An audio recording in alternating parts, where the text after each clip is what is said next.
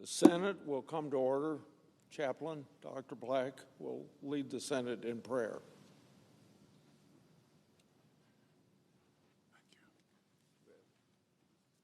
Let us pray. O God of our salvation, in spite of the challenges of today and tomorrow, we continue to look to you, our help in ages past and our hope for the seasons to come. May our lawmakers continually remember how you have led this nation in the past, as you give them inspiration and faith that you will also guide this land in all the days to come. Lord, give our senators strength, power, and wisdom for these grand and challenging times, empowering them to carve tunnels of hope through mountains of despair.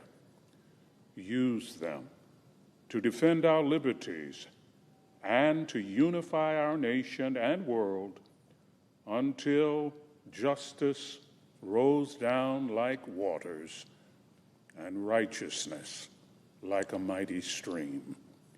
We pray in your amazing name. Amen. Will you please join me in the pledge? I pledge allegiance to the flag of the United States of America and to the republic for which it stands, one nation under God, indivisible, with liberty and justice for all.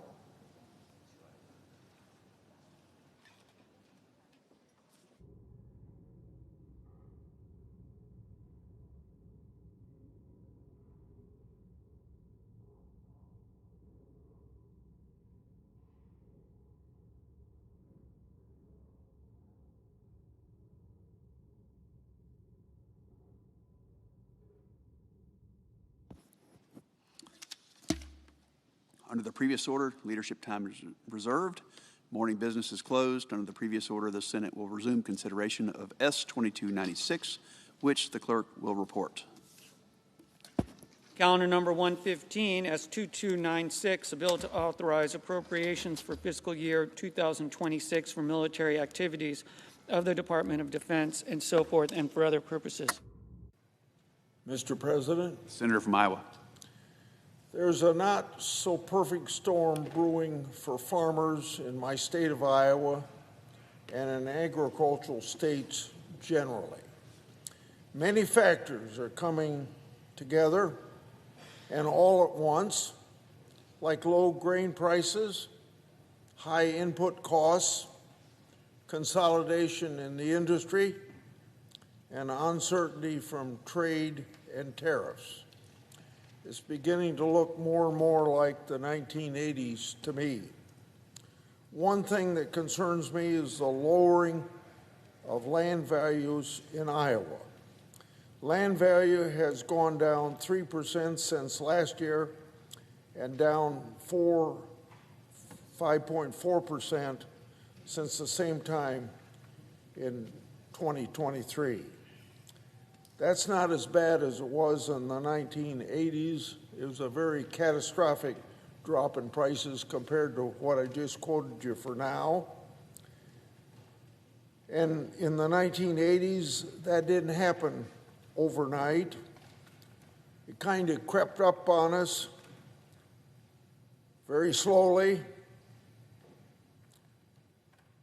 And we don't want to let that happen again. So we need to be vigilant today. When it comes to land prices, as you know, if farmers lose too much land value, they won't be able to leverage against it for debt to cover their expenses. That happened in the 1980s. And as I said, it kind of crept up on us at that particular time. And Congress didn't see it coming soon enough. Congress waited too long to act. Farmers have been pleading with Congress for the last 2 or 3 years Congress had been pleading in the 1980s, pleading with Congress for 2 to 3 years before Congress was able to pass some help for the farmers. In the meantime, farmers went bankrupt, and a lot of farmers were lost due to suicide. Now, that may sound everyday business, but if you've been operating a family farm and you were the 5th or 6th generation doing that, and you lost it because of bankruptcy, low prices, land values going down, you become depressed and ashamed, and I'm sure that's why a lot of people committed suicide. Now, we have a farm safety net in place. We have tried to be on top of farmers' mental health to a greater extent than in the past. So hopefully all these bad things that happened in the 1980s won't happen again. But I'm here saying I don't want to see it happen again. But we can't be complacent knowing the history of Congress being too slow to act. So Congress ought to act now before it's too late. I yield the floor. I suggest the absence of a quorum. Clerk will call the roll. Ms. Alsobrooks.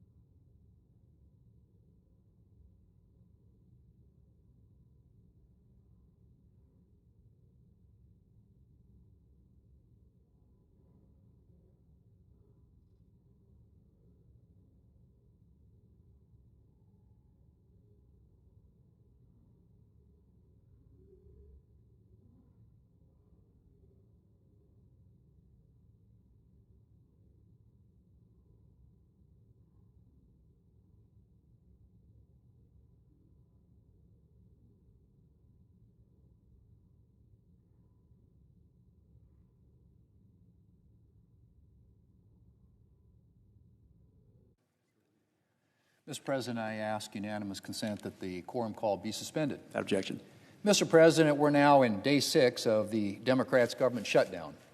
Day 6. And I'm wondering just what exactly Democrats think they're gaining from all of this. I guess they're getting points from the far-left interest groups that they've been coordinating their shutdown strategy with.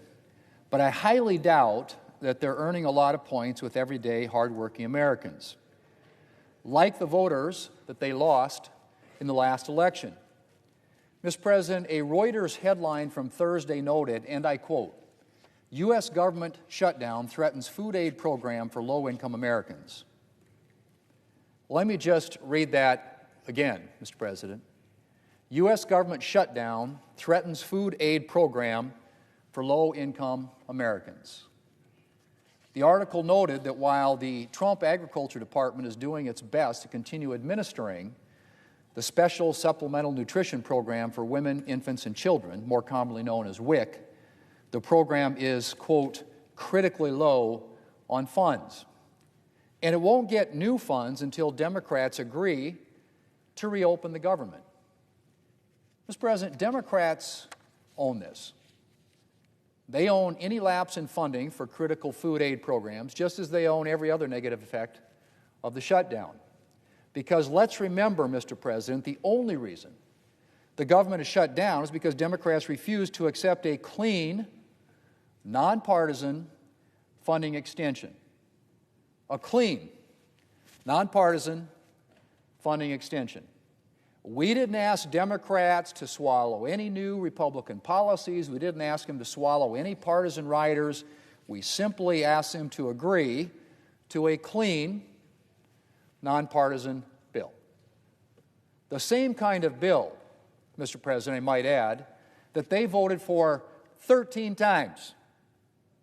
13 times during the Biden administration. The Democrats said no. And I should note, Mr. President, that you don't have to take my word for it on the facts of the bill. Republicans aren't the only ones pointing out that this is a clean CR. Here's what the president of the Teamsters Union had to say the other day, and I quote, "A shutdown will hurt working people, period. Senators should pass the House-passed clean, short-term funding bill," end quote. Senators should pass the House-passed clean, short-term funding bill, end quote. Again, that from the president of the Teamsters Union. Or, you could take the word of a mainstream journalist who recently noted, and I quote, "In a vacuum, this CR would get almost every Democrat vote." It just would. This is a clean CR that has no partisan riders, extends a bunch of programs that are Democrat priorities. It's clean. It's clean, Mr. President. So to summarize, Democrats have shut down the government because they refuse to accept a clean, nonpartisan bill. And why are they refusing to accept it?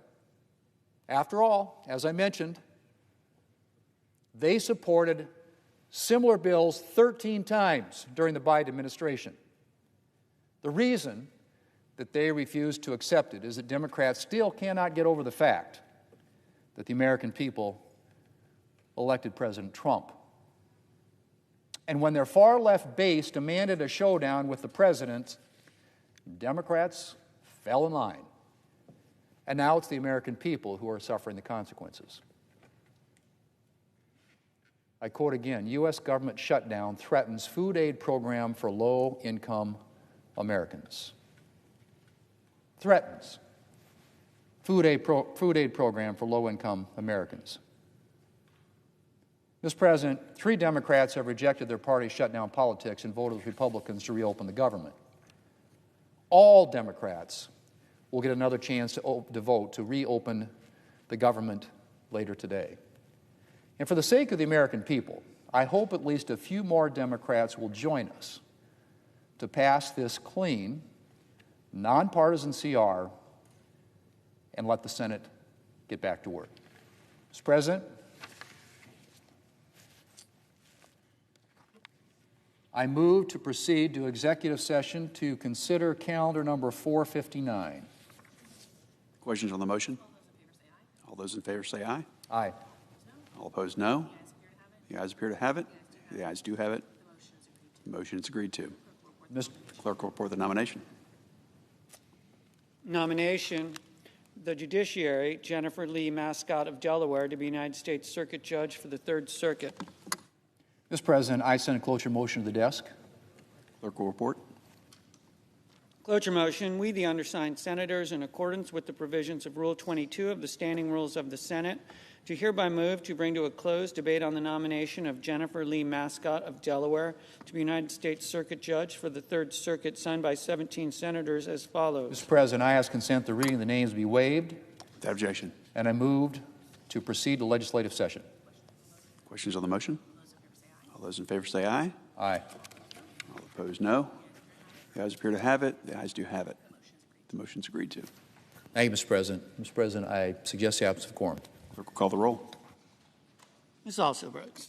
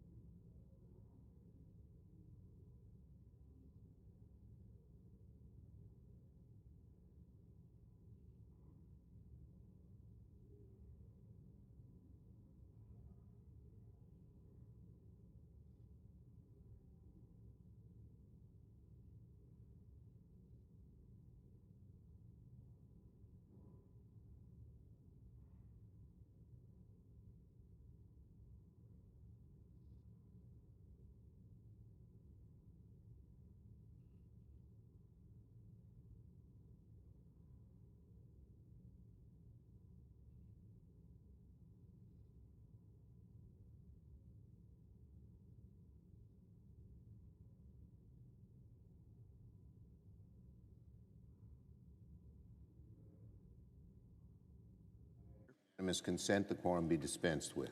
Without objection. Thank you, Mr. President. So, Mr. President, today is the sixth day of Donald Trump's government shutdown. Senate Democrats returned to Washington ready to negotiate. We're ready to work with Republicans to reopen the government and end the health care crisis that faces tens of millions of Americans. But it takes two sides to have a negotiation. We need the Senate Republicans and the House Republicans and the President to come to the table. And meanwhile, Donald Trump and Speaker Johnson seem to be on another planet. Instead of trying to solve this shutdown crisis, Donald Trump spent the weekend golfing and posting memes and deep fakes on the internet. He seems to think this shutdown is some big joke. He's wrong. People will lose their paychecks. Seniors will see Social Security support services slow down. There will be chaos for travelers.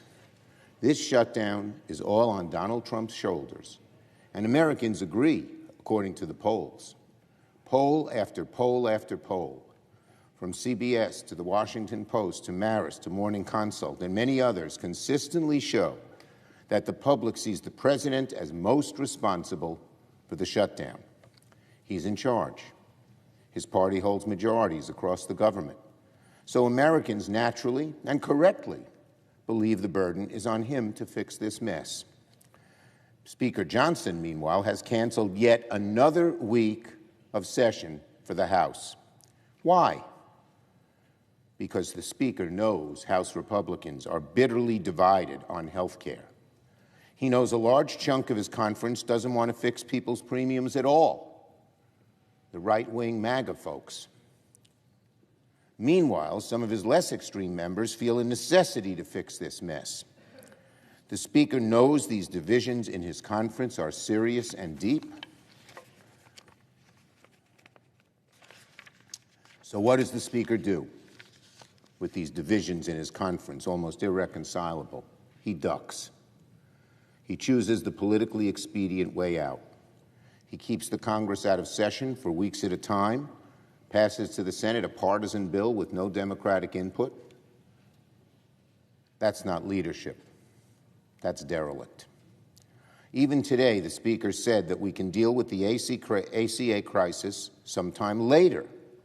He said, wait, kick the can down the road, to postpone any negotiation until the very last minute.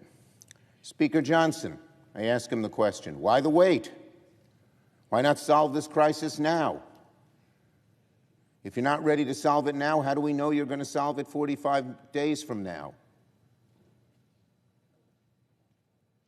When you won't even do it now, and the same reasons that hold you back now will exist then. Insurers are waiting around to set rates for next year. They're doing it right now, not 3 months from now. Delay has always been Speaker Johnson's MO. Speaker Johnson has survived by kicking the can down the road on every major issue under his speakership, promising everyone that the thing they wanted is just around the corner. He did it repeatedly with the Freedom Caucus, for instance. And he's doing the same thing now with health care. If Speaker Johnson is serious about lowering costs and protecting the health care of the American people, why wait? Most of America, when Johnson says later, they know he means never. Democrats want to deal with the health care problem now. A recent poll by KFF shows that 80% of Americans want to extend the ACA tax credits, including 60% of MAGA Republicans. That's where the people are. A CBS poll also found that 75% of Americans don't think the administration is focused enough on lowering costs. Well, lowering health care premiums would be one of the very best ways to lower costs, because those costs are going through the roof. Many estimates show the average American would pay $1,000 more for health care. Listen to this. If you're a couple, 55-year-old couple who makes $80,000 a year, your premiums could go up $25,000 a year. How is anyone going to deal with that issue? Why is Johnson waiting? But yet again, Speaker Johnson and MAGA Republicans continue to lie and change the subject. Donald Trump does the same thing. The Speaker today once again lied that Democrats' proposal would provide health care benefits to undocumented immigrants. He even cited a page number and section within our proposal he says supposedly proves the point. Of course our proposal doesn't say that. As the Sunday show talk commentators Johnson sent down with this weekend pointed out, and he had no real rebuttal. Saying that Democrats' proposal provides health insurance to undocumented immigrants is plain and simple, a blatant lie. It was a lie yesterday, it's a lie today, it'll be a lie tomorrow. Nothing in our proposal, not even the page the Speaker keeps citing as changes that, as fact checkers have repeatedly pointed out, independent fact checkers, not Democrats, not Republicans, just experts. Undocumented immigrants are not eligible for Medicaid, Medicare, or ACA credits under current law or under the Democratic continuing resolution proposal. It's been the law for decades. Instead, here's what Democrats want to do. We want to reverse the devastating cuts to American health care that Republicans passed in their big, ugly bill. We want to extend the ACA tax credits that lower costs for eligible Americans. These are the plain facts. But Speaker Johnson and Republicans don't want to deal with the facts. They don't want to talk about health care because they know the American people are appalled by their health care policies. So instead, they lie, change the subject. And Speaker Johnson and the House Republicans would rather duck out of town than come into session and do their jobs. You know, when Leader Jeffries and I met with the President, he, of all people, seemed at least to somewhat appreciate the immense harm of letting these ACA credits expire. Of course, we had to walk the President through it first because it seemed he had no clue of the crisis before our meeting. But frankly, what should happen now is this. The President should lean on Speaker Johnson to relent on his extreme refusal to negotiate. It's not a sustainable position for the Speaker to literally shut the entire House down and not do anything to solve this crisis. Again, why wait? Democrats are ready to solve this now.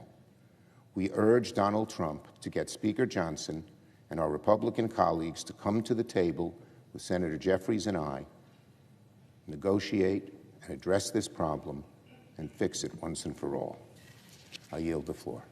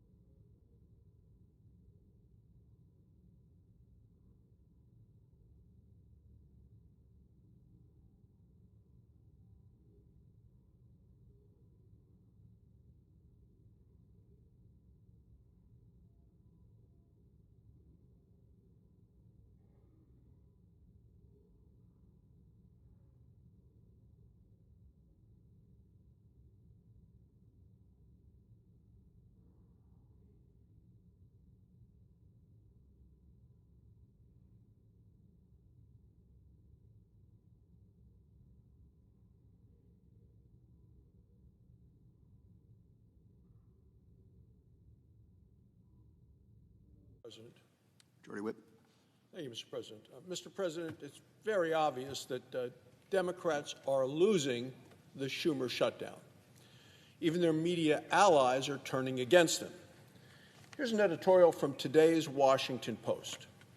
The headline is, "The Shutdown Conversation No One Wants."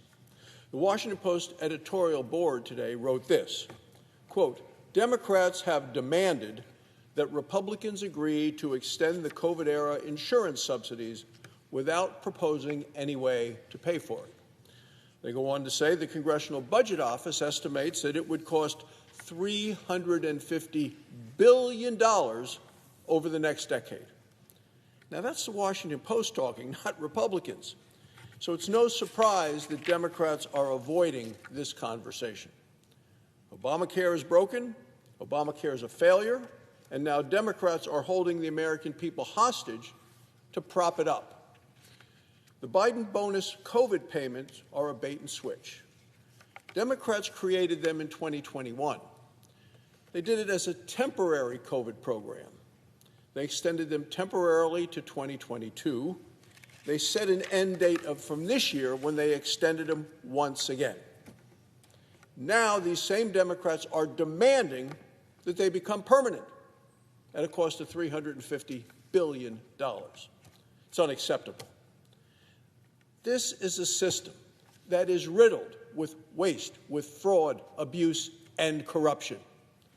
Big insurance companies are rewarded with direct payments from the federal government to the insurance companies. Hardworking taxpayers are left holding the bill.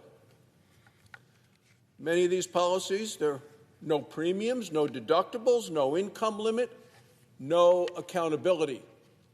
Even families making $500,000 a year, they still qualify for these Biden bonus COVID payments. This is reckless, permanent new spending. The American people can't afford it. The American people know it. And even the Washington Post knows it and has reported on it today.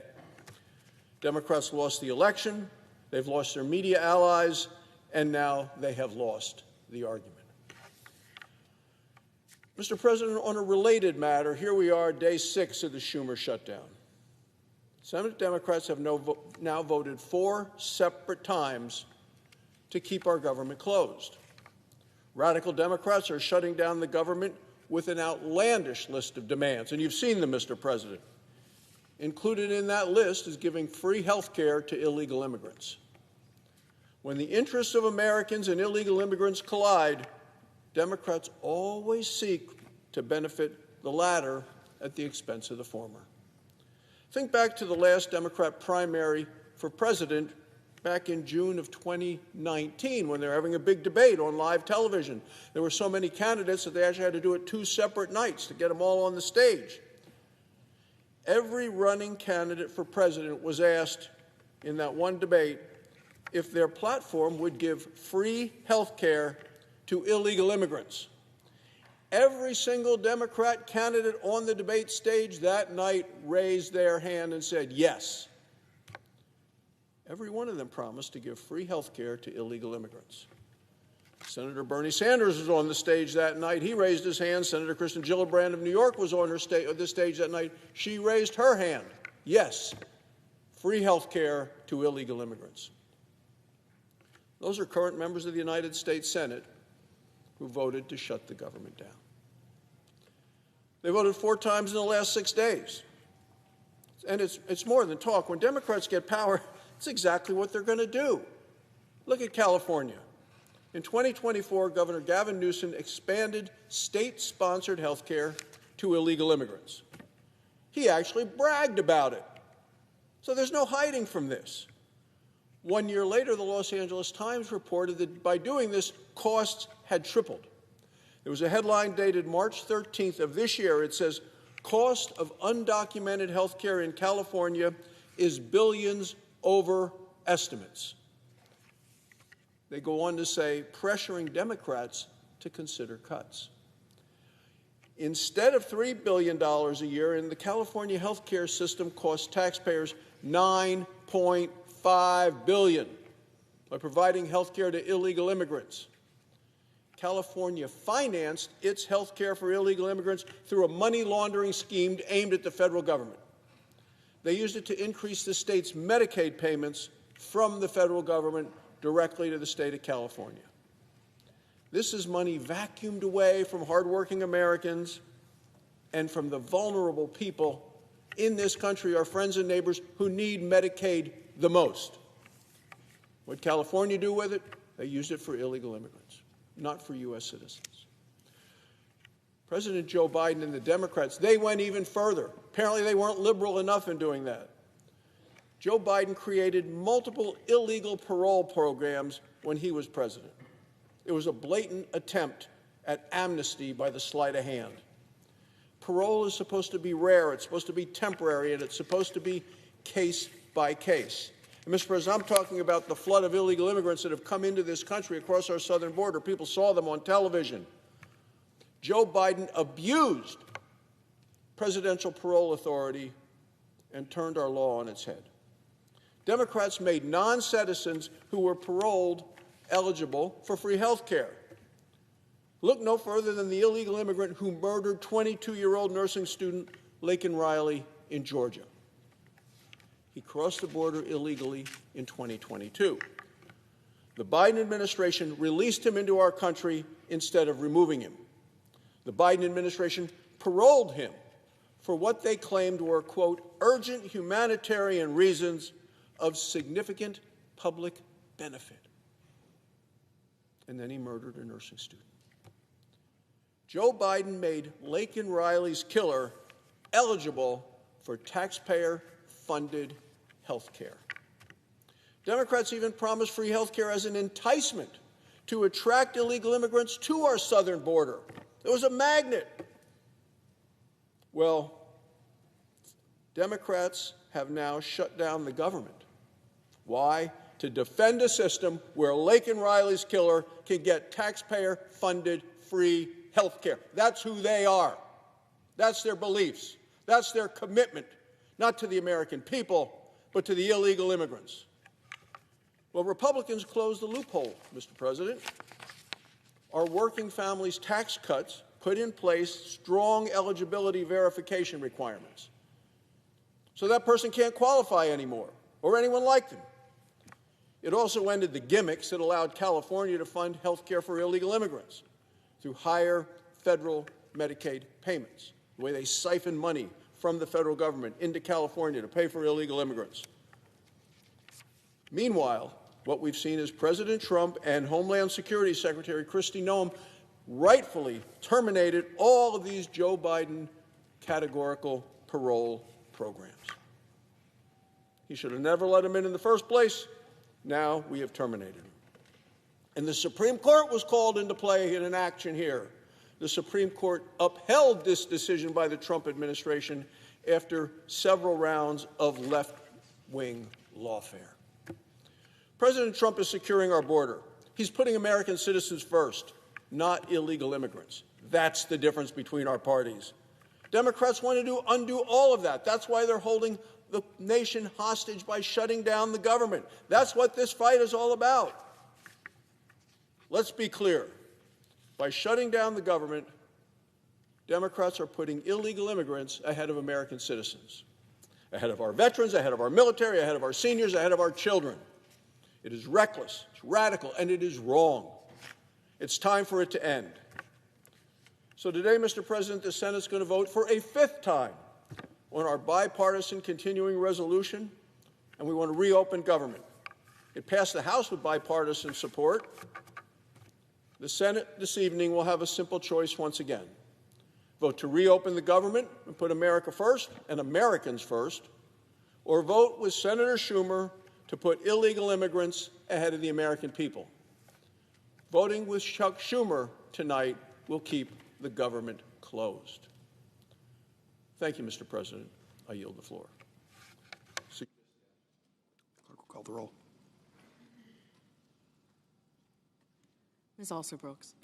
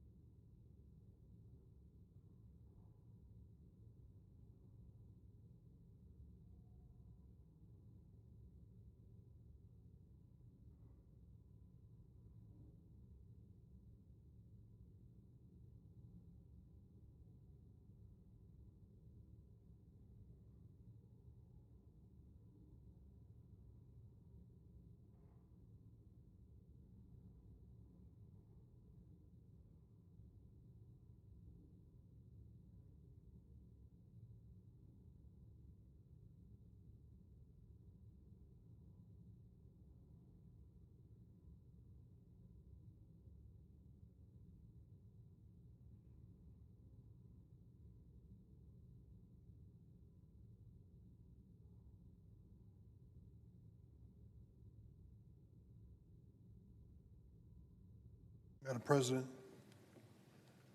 The Democratic Whip. are we in a quorum call? We are not. Thank you, Madam President. We are.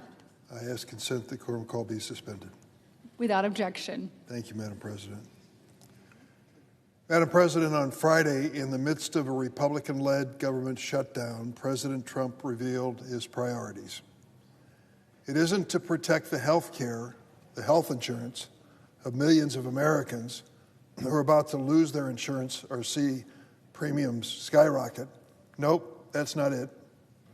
The president's priority: to deploy militarized immigration agents and National Guard troops to more American cities. Why? Purely for political theater and to advance his extreme agenda. In the early morning hours of Tuesday last week, while this government barreled toward a shutdown, President Donald Trump launched a military law enforcement assault on the city of Chicago. In the city's South Side neighborhood, hundreds of federal agents, many hiding their faces with masks, rappelled from Black Hawk helicopters, darted out of disguised moving trucks, armed with military-grade weapons, to descend on a targeted apartment building in the city of Chicago. They swarmed through the building, knocking down doors, tearing up homes. And it appears that these agents knew nothing in advance about the residents whose homes they were destroying. In fact, in the dead of night, federal agents reportedly started checking on the residents as they brought them out of the building. Residents that included American citizens and children. They checked on them to see if maybe they had an outstanding warrant for their arrest or were undocumented. Picture this, if you will. You're with your family in an apartment building. A helicopter lands on the roof.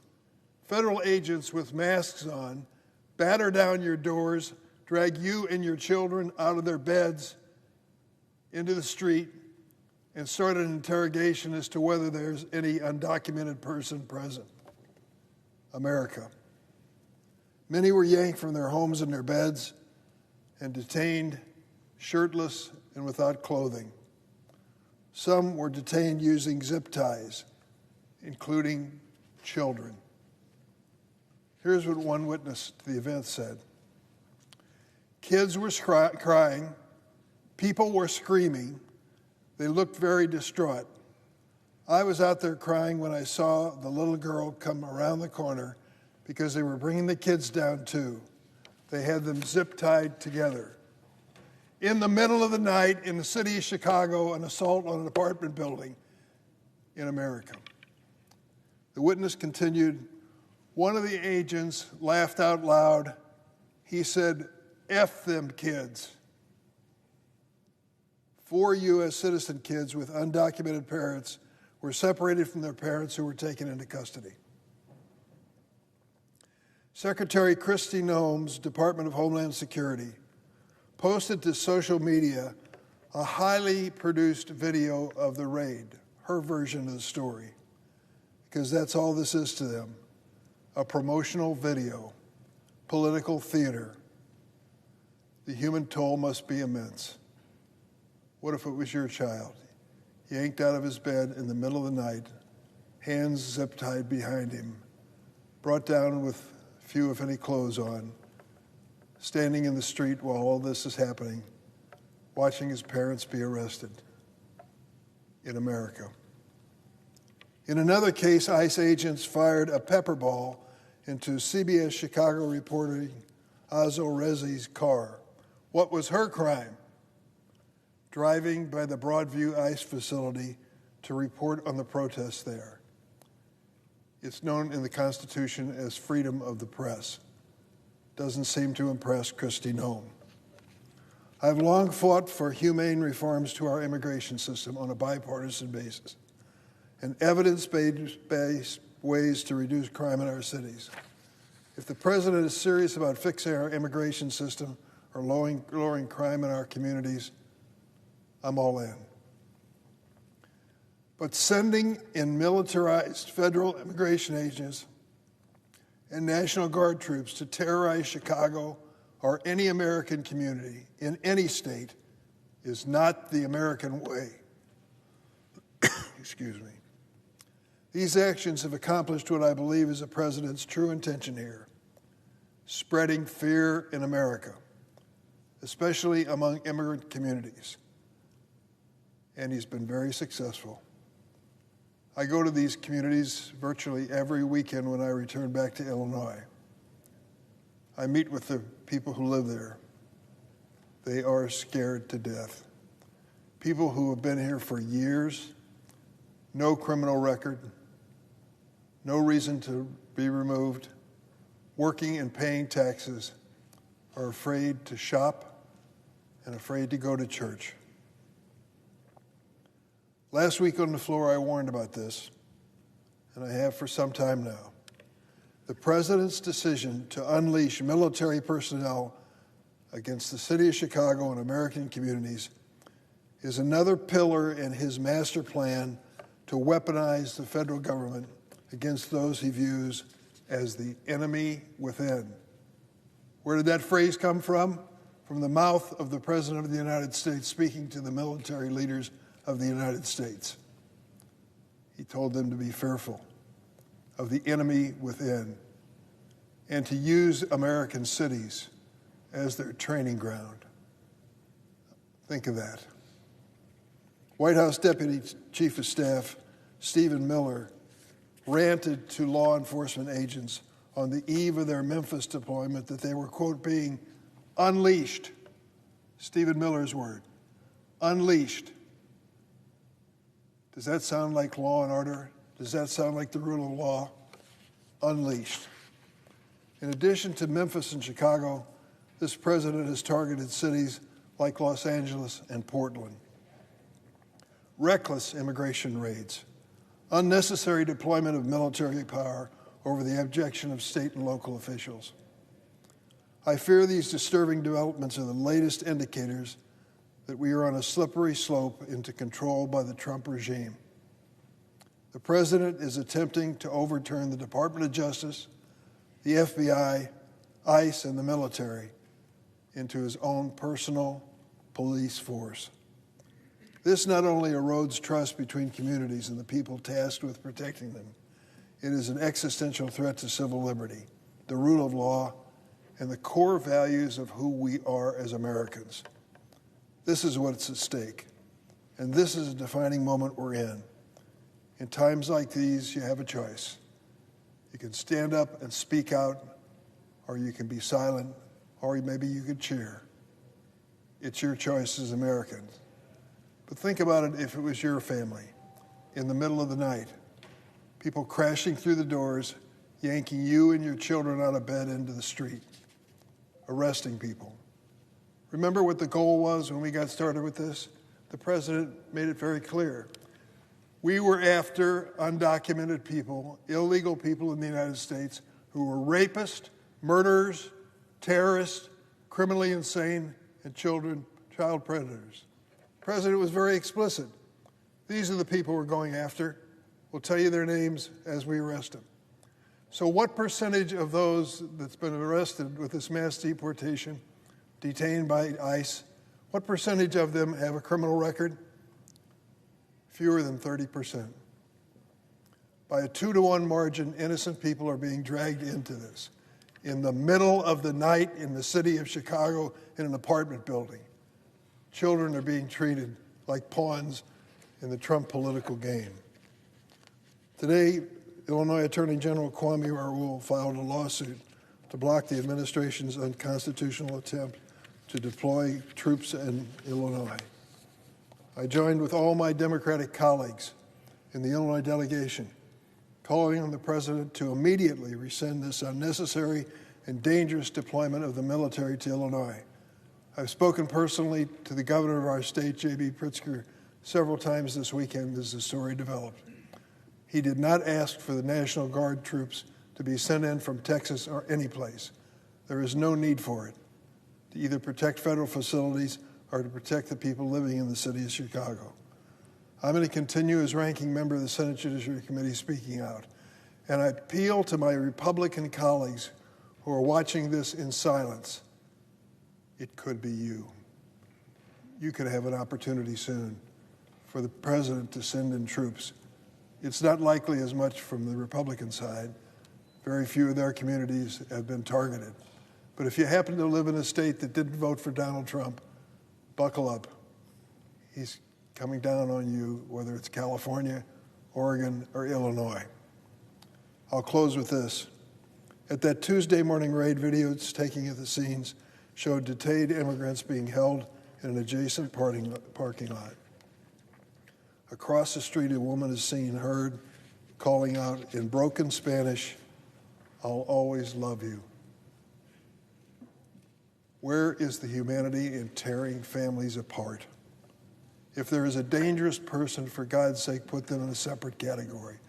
But families that are doing their best to get by and struggle, work and pay taxes, and have children who are citizens of the United States should never be treated like this in America.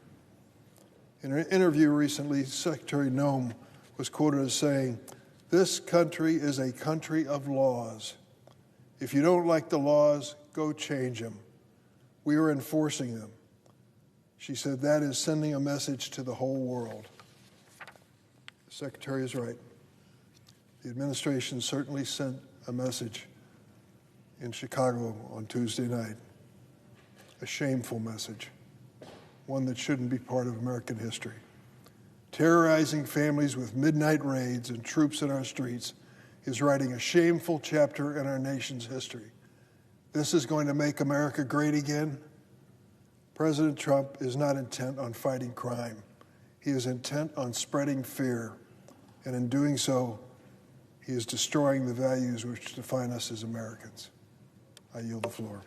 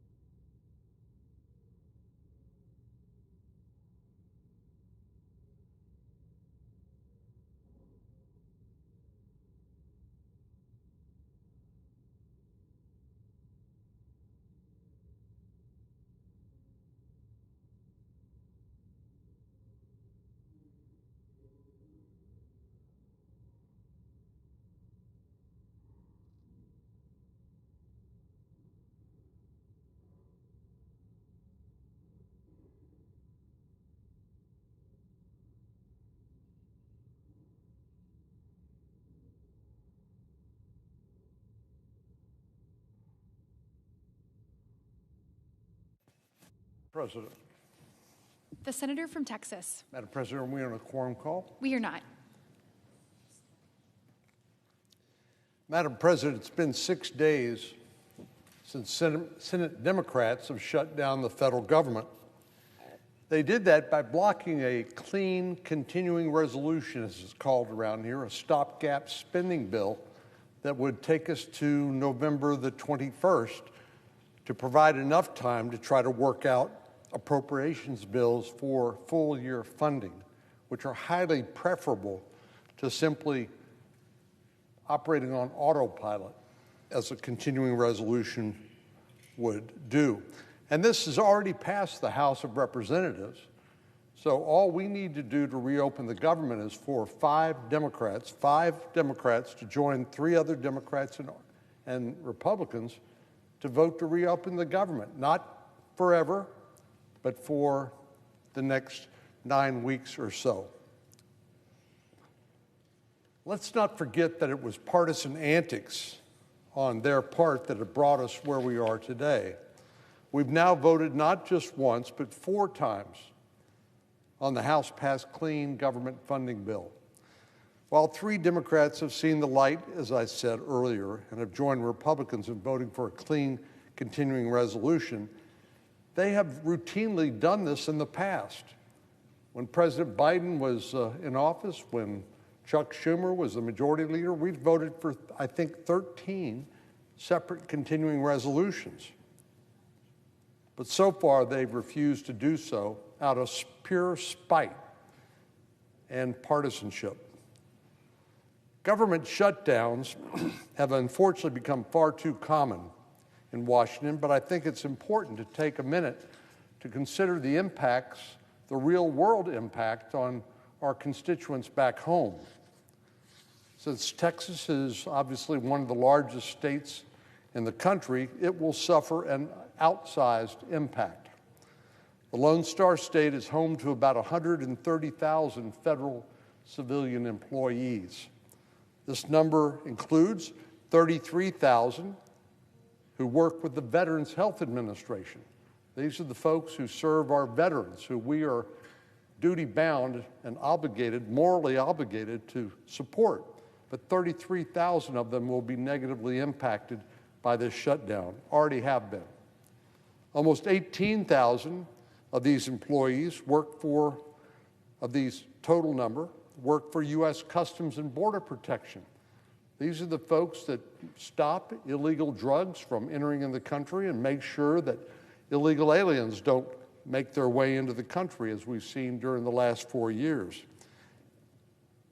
Close to 6,000 Texans work for the Transportation Security Administration, the folks that you encounter at airports and various different ports that help manage the flow of travelers going to and from security screenings before they board flights.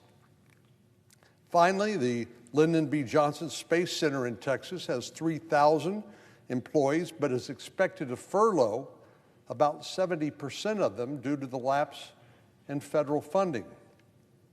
What happens to these federal employees during a government shutdown? Well, the most dramatic thing that happens to them is they don't get paid. Even those that are deemed essential and who have to work, they work without pay, just as those who are furloughed work without pay. Now, before I came to the floor, I looked up a statistic, and I think it sounds about right, but 6 out of 10 Americans live paycheck to paycheck. And while it may be okay for members of Congress, particularly wealthy members of Congress who don't have to worry about living paycheck to paycheck, to miss a paycheck, it's catastrophic to many, many Americans who live paycheck to paycheck, who don't have adequate savings to help them weather a government shutdown. And while each of these categories receive back pay once the government's reopened, they cannot receive a paycheck during the shutdown.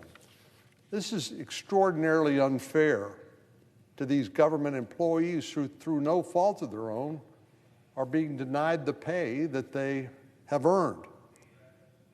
Now, this will have a particularly serious impact on our military and Department of Homeland Security personnel, many of whom have been designated as accepted, or we used to say some were essential employees, but they have to stay on the job, in other words.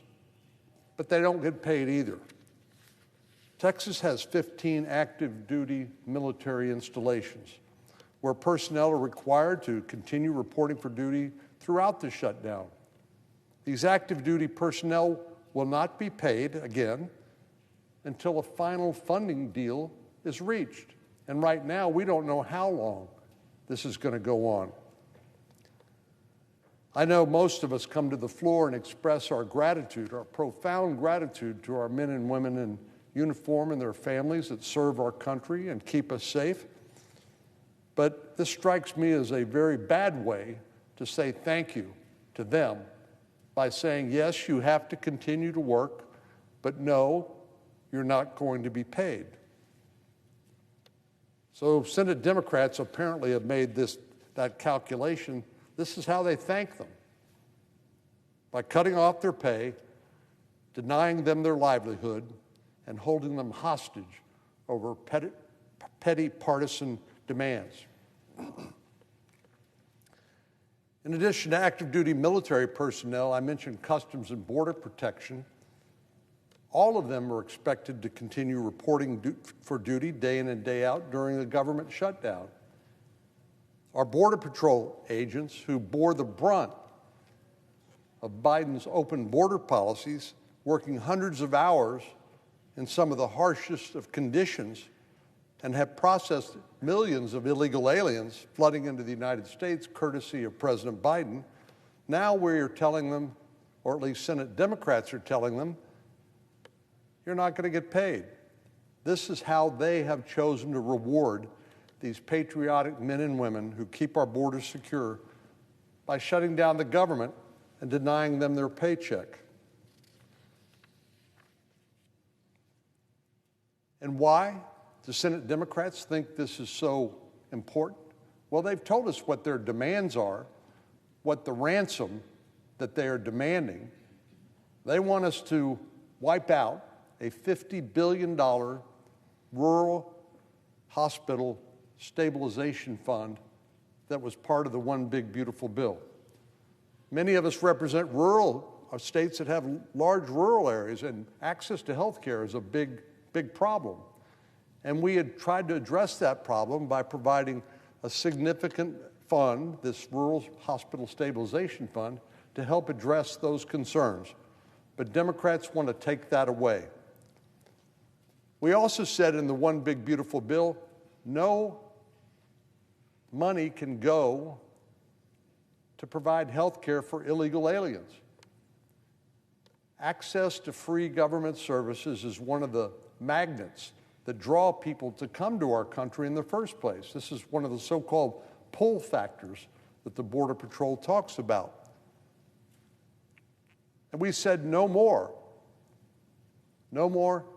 free health care for illegal aliens, which is a magnet for people to enter the country the wrong way, not the right way. And Democrats want to restore that free health care to illegal aliens as part of their demands for reopening the government. Madam President, this is simply unconscionable, but it is also profoundly dumb. Shut down the government solves nothing. We've seen this movie before, and what happens when you reopen the government, the same problem, the same issues that caused you to shut down the government are there staring you in the face. So these shutdowns solve nothing. I don't know how Senate Democrats can continue voting against a clean government funding bill like they themselves have previously supported on a routine basis, knowing that the men and women who keep them and us safe are working for free, without a paycheck, for no other reason than that Senate Democrats refuse to give up on their partisan pipe dreams. FEMA employees, Federal Emergency Management Agency, who are first responders in a case of natural disaster, are also expected to continue to be working without paid during hurricane season, no less. In addition to law enforcement and emergency personnel, a government shutdown affects all Americans one way or the other. It affects travel, it affects access to public lands. TSA workers and air traffic controllers have to keep working, and these are the people that make sure our airlines operate safely and on time. But they have to work without pay. The hiring and training of any new air traffic controllers, which we know is a real problem and an important issue, all that will stop during the time the federal government shut down. No new hiring of new personnel to help make our air traffic safe. All of this because Senate Democrats can't work in a bipartisan manner to keep government open even for a few weeks. The government shutdown also impacts our national parks and federal lands. Texas boasts 3.2 million acres of federally operated public lands, including Big Bend National Park, Guadalupe Mountains National Park, and Padre Island National Seashore. National parks face a partial shutdown, meaning that some areas, such as open-air sites, will remain open to the public, but buildings that require staffing, like museums, will have to close. Madam President, my constituents, roughly 32 million Americans, like all Americans, have to pay the price because of this completely unnecessary government shutdown and the outrageous demands Democrats are making to reopen. All of this lies squarely at their feet. You know, I was reflecting over the weekend after the last time we voted to reopen the government and Democrats voted no, how this must reflect on the United States in the eyes of the world. You know, I think most countries, most people around the world look at the United States as sort of that city on the hill, the place where they would like to live or at least visit, because we have the largest, most successfully functioning democracy in the world, with high standards of living, the opportunity for people to work hard, provide for their family, start a business, achieve their dreams. It is profoundly embarrassing, I think it should be embarrassing, to all members of Congress that we simply cannot get our act together enough to fund the government for the next few weeks while these negotiations over long-term appropriations bills are occurring. This kind of dysfunction is completely unworthy of what has been known, what has used to be known as the world's greatest deliberative body. The unfortunate reality is it doesn't have to be this way. Many of our Democratic friends have from time to time talked about various things being a threat to democracy. Well, being unable to pass a bill to fund the government to keep the lights on and keep people, government employees paid, that strikes me as a threat to our democracy. Senate Democrats have long preached the virtues of bipartisanship, especially when it comes to avoiding government shutdowns. And in the past, they've wagged their finger. We've seen it all on social media and on cable TV. They've said shutdowns are idiocy. That's what the Democratic leader said on TV years ago when the shoe was on the other foot. He said it's idiocy. Well, I agree with him. It was idiocy then, and it's idiocy now. The American people may not understand the ins and outs of what goes on here, but what they can smell from a mile away is hypocrisy. And that's all this is, sheer hypocrisy.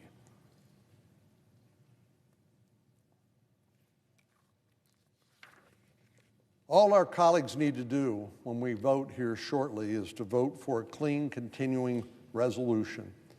And all of this can be reversed. And we can get back to the working together to try to solve some of the issues that I know they care about as well. We all care about access to health care. And that's one of the items that we have to address certainly before the end of the year with the expiring of certain provisions, certain subsidies for the Affordable Care Act. And we're happy to have that conversation, and we will have that conversation, but not while the government's shut down. So the good news is, well, let me back up and say the bad news is government shut down. The good news is that can end today, this afternoon.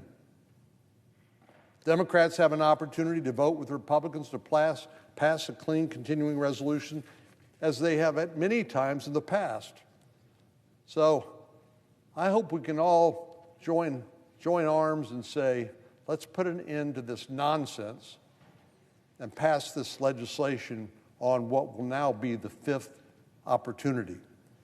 The American people are counting on us, and we shouldn't let them down. Madam President, I yield the floor.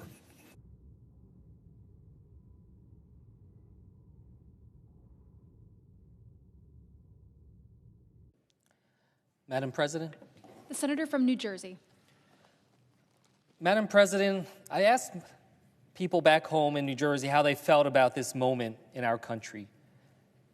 And what I heard falls into this category of saying that they said that they felt like things are spinning out of control. That every day feels like a new crisis. Every day the anxiety grows deeper. Every day it seems like we move further from a solution, and in order to find a solution to this moment, we need to understand the problem. The problem that we face, and that I want to talk about with you today, is that we have a government that has been hijacked at the highest levels by people who act like mob bosses. Now, I get it. I'm from Jersey. We know a thing or two about mob bosses. But I want to be clear. This isn't pulling off a Lufthansa heist or having members of your crew get lost in the Pine Barrens. This is about a Trump administration that is using the same tactics we've seen time and time again in movies and in real life. Extortion, corruption, intimidation, and violence. All of these things that have become hallmarks of the Trump presidency. And I bring them up today, 6 days into a government shutdown, because this is what the Trump administration is focused on. The Trump administration is not focused on lowering your costs. If they were, they'd be here at the Capitol today working to find a way to lower healthcare costs, as we're about to see them spike for millions of Americans, potentially kicking large numbers off their coverage who can't afford it. The Trump administration is not focused on creating jobs or creating economic opportunities. If they were, they'd be here in both the Senate and the House today, working to make sure that we're investing in the kinds of things only government can provide, things that make us more competitive, more innovative, more prosperous. The Trump administration is certainly not focused on keeping you and your family safer. If they were, they'd be here at the Capitol today, in both chambers, working to get our troops paid or to address the real challenges at home and abroad that threaten our security. Instead, this administration and leaders here in this Capitol have shut down this government so they can focus on the things that they want, to use government to further corruption so that they can funnel money to their billionaire donors, to use government as a tool to extort the American people to bend to their will, to weaponize government to intimidate Americans through violence who dare oppose their actions by even just speaking out. Corruption, extortion, and intimidation through violence. This is how the Trump administration wants to use your government against you. Now, like every great mob movie, it's not just about the boss who plays a critical role. For every Don Corleone, there's a Tom Hagen and a Luca Brasi. Donald Trump plays the role of the mob boss, but it's his henchmen who are really running the show. Russell Vought and Stephen Miller, they're not public servants. Public servants, they work to serve the public. They work towards a public good. Russ Vought and Stephen Miller are straight out of Scorsese. These two men are running an operation on corruption, extortion, and intimidation that would make Al Capone jealous. Let's start with Russ Vought. Russ Vaught's entire existence, his reason for being, is to cut every program the American people can possibly rely on so that the billionaires who fund his work can get another tax cut. Money goes to him. Money goes back to them. None of it goes to you. Pure corruption. But it's not enough for Russ Vought to just funnel billions to his backers. He has to take from you just to remind you of his power, just to bring you to heel. That's why last week he announced that he was freezing $18 billion for critical infrastructure projects in New York and New Jersey. One of them is the Hudson Tunnel Project, which is critical to our region's economy. In fact, when I asked Secretary Duffy about this at his confirmation hearing, he said it was a project of national importance, critical for our nation, not just our region. It's essential to our pursuit to bring infrastructure into the 21st century, and it supports tens of thousands of jobs. But Russell Vought decided to freeze that money out of nothing but political retribution. He decided to freeze this money because he thinks he can punish the people of New Jersey for demanding the government actually work for them, for demanding that we actually work to lower costs. It doesn't just stop at New Jersey. He froze billions in dollars for transit projects in Chicago and more than $8 billion in Department of Energy projects in states across the country just because those states voted for Democrats in the last election. Didn't try to stop those exact types of projects in states that voted for Donald Trump in the last election. Russell Vought acts like a mob boss because he thinks he can use his levers of government to funnel money to his friends and take away your services when you've gotten out of line. Last week, I went to New Jersey for a day and heard from my constituents about how they're seeing this shutdown. And one woman said something that really stuck out to me. Because I asked her, if you had a chance to be able to say one thing to Donald Trump and these Republican negotiators, what would it be?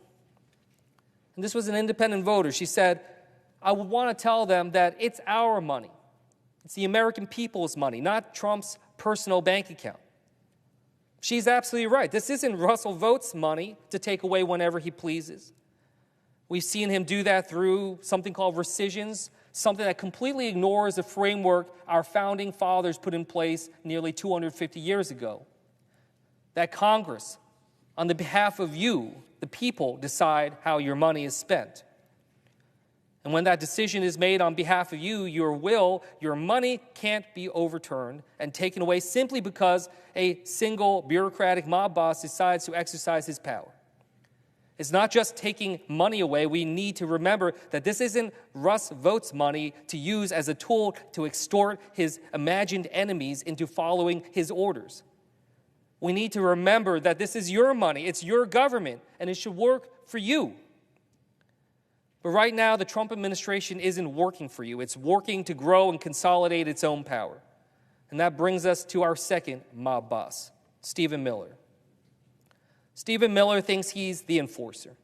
He thinks it's his job to defeat Donald Trump's enemies. And again, like Russell Vought, he doesn't seem to see himself as a public servant. He's not even here to make your family safer or to protect your country. Let's look at how Stephen Miller operates as a mob boss. Stephen Miller and this administration have taken the issue of our broken immigration system, and instead of working to actually fix it, they've used it as an excuse to rapidly militarize parts of our government and deploy them against our own people in our own cities, in our own towns. It starts with going after criminals, people who should actually be sought after and detained, but that's not where it stops. We have seen thousands of American service members sent into American cities. We have as many National Guard, we have as many Americans in uniform here in Washington, D.C. than we do in Iraq. We have seen American weapons of war, including Black Hawk helicopters, used against Americans in places like Chicago. And we have seen Miller and other members of this administration effectively call anyone who simply disagrees with them terrorists, including the Democratic Party, while calling for the use of state power to dismantle them. Now, I want to reflect on that phrase for a moment, state power. Stephen Miller isn't talking about using the power of our government to make your lives better or work for you. He's not talking about using it to make your neighborhoods safer. He's talking about using it against you if you get out of line. He's talking about using it against anyone who disagrees with this administration, for anyone who stands in their way. We know that because Donald Trump has basically told us so. He told a room of all of his nation's top military officials, seemingly convened only to show he had the power to do so, that they should prepare for a, quote, war from within. He told the leaders of the most powerful military in the history of the world to prepare to battle the, quote, enemy from within.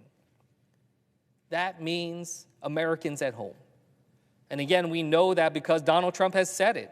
In the same convening, he said he wants to use American cities as training grounds for the military. American cities, places where we live, where we go to work, where we bring our our kids to school. That is where Donald Trump wants to exercise power over you. We have the finest military in the world. The purpose of that military is to defend our Constitution, to defend the American people, to deter our enemies and be prepared to fight them if necessary. The American people are not that enemy, and deploying our military in America's streets weakens our readiness to defend against real threats. Donald Trump and Stephen Miller and this administration will keep finding new excuses to seize power and threaten to use it against you. In the words of a federal judge, one that Trump appointed, ours, quote, is a nation of constitutional law, not martial law. And the actions of the Trump administration, quote, risk blurring the lines between civil and military federal power to the detriment of this nation. We are seeing this administration launch military strikes against individuals from Venezuela with no legal authorization or justification. We're seeing this administration, Mr. Miller specifically, call legal decisions that he doesn't like, quote, an organized terrorist attack. We're seeing this administration use intimidation and violence as tools not to make us safer, as if that was ever acceptable, but to make us submit. At the end of the day, that is this administration's aim, submission. Like every mob boss, they want you to kiss the ring. They want your loyalty, but not just that, they want your fealty. And the things they don't understand is that Americans don't bend the knee. We don't kiss the ring. We don't pledge loyalty to a boss. This is the people's government. It's not a tool for corruption. It's not a tool for extortion. It's not a tool for intimidation and violence. It is a tool for growing opportunity and prosperity. It is a tool for providing security and freedom. And it's a tool for everyone, not just the bosses. So yes, we need to work to reopen our government. And in doing so, we need to make sure that people don't drown under a wave of rising healthcare costs. But we can't lose sight that this isn't the only fight we've got in front of us. President Trump has handed power to Russ Vought and Stephen Miller, and they've used that power to take away your opportunities, your security, and your freedoms. When we reopen the government, we need to fight to make sure it's working for you, the American people. You deserve better than to live under the thumb of mob bosses. We're going to fight every day to make sure that you can. Thank you, and I yield back.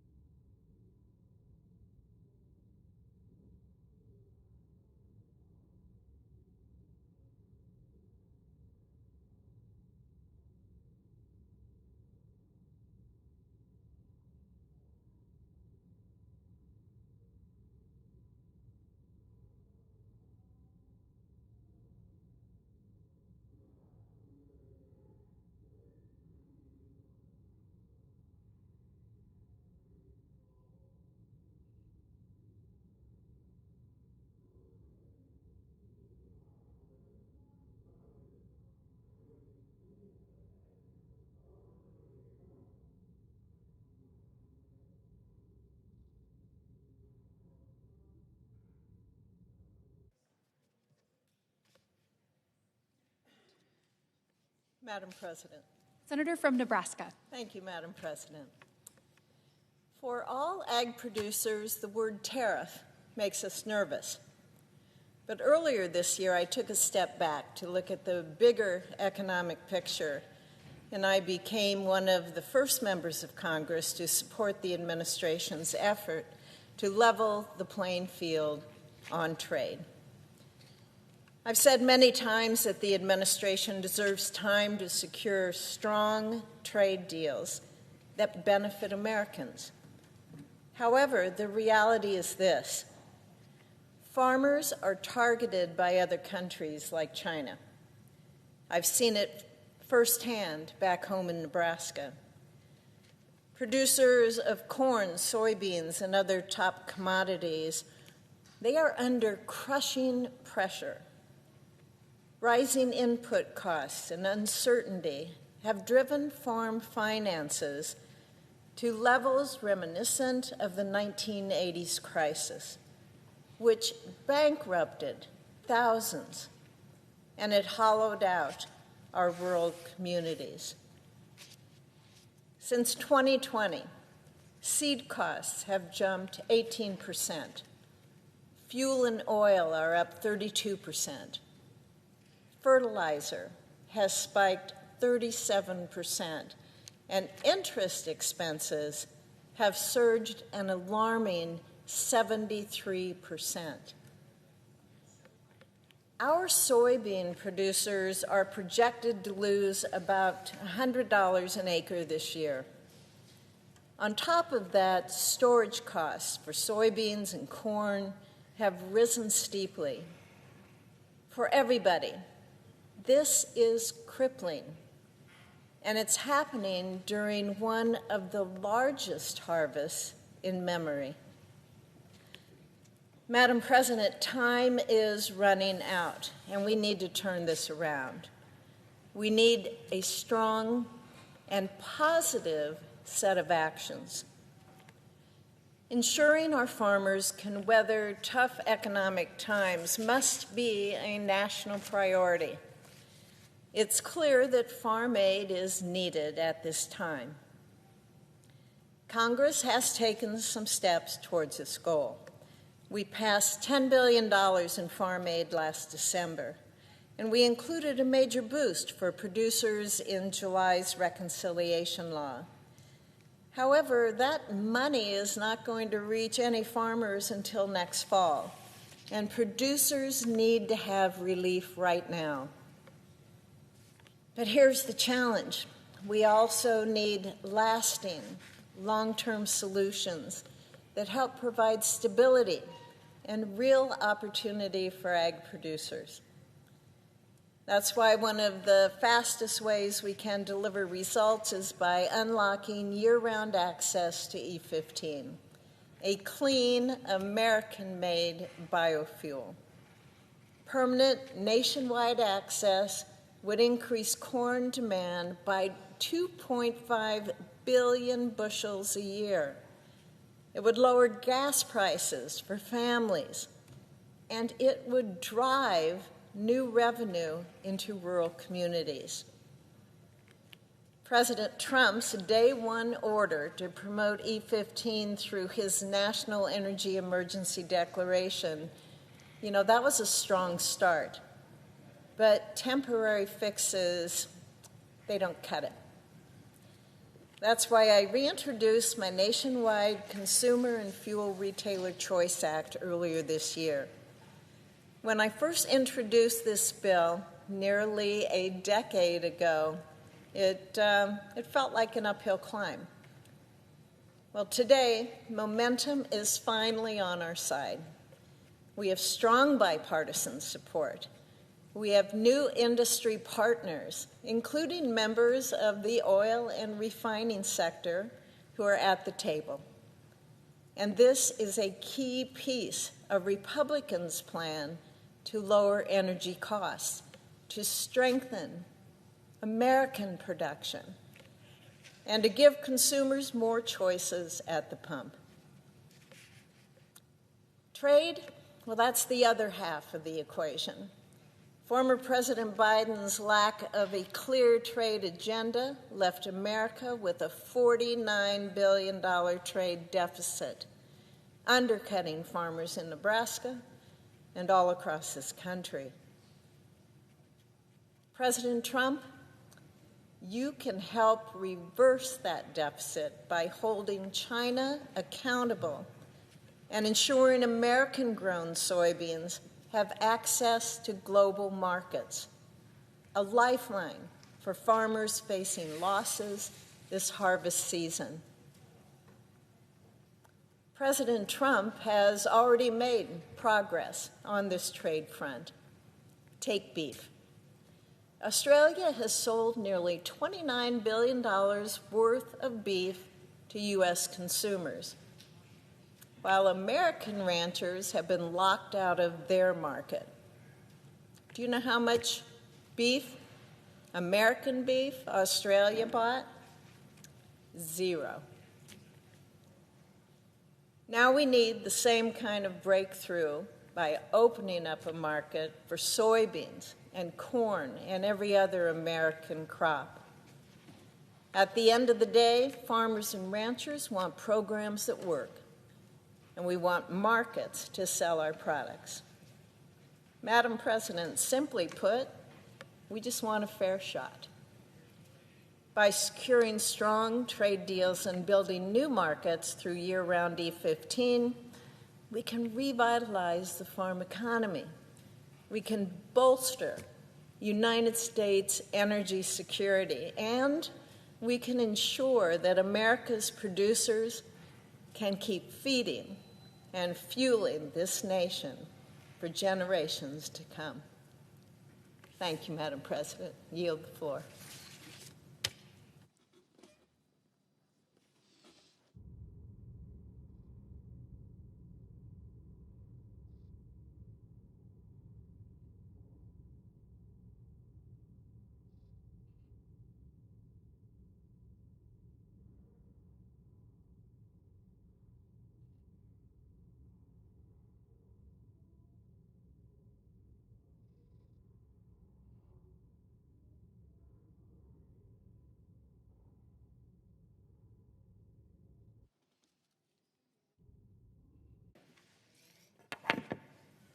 Madam President. The senator from Nebraska. Madam President, I ask unanimous consent that it be in order for the two leaders to enter motions to reconsider without being on the prevailing side with respect to the cloture votes on the motion to proceed to S2882 and HR 5371. Further, that mandatory quorum calls with respect to S2882, HR 5371, and the en blanc nominations provided for under the provisions of S-Res 412 be waived. Without objection. Thank you, Madam President. I yield the floor.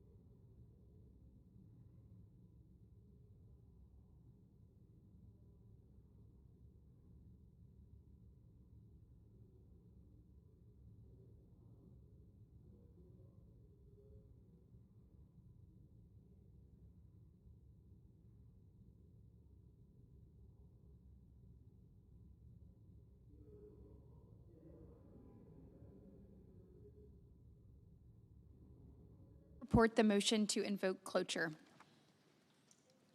Cloture motion. We, the undersigned senators, in accordance with the provisions of Rule 22 of the Standing Rules of the Senate, do hereby move to bring to a close debate on the motion to proceed to calendar number 167S2882, a bill making continuing appropriations for the fiscal year ending September 30th, 2026, and for other purposes, signed by 17 senators. By unanimous consent, the mandatory quorum call has been waived. The question is it the sense of the Senate that the debate on the motion to proceed to S2882, a bill making continuing appropriations for the fiscal year ending September 30th, 2026, and for other purposes, shall be brought to a close? The yeas and nays are mandatory under the rule. The clerk will call the roll. Ms. Also Brooks, Ms. Baldwin, Mr. Banks, Mr. Barrasso, Mr. Bennett, Mrs. Blackburn, Mr. Blumenthal, Ms. Blunt Rochester, Mr. Booker, Mr. Bozeman, Mrs. Britt. No.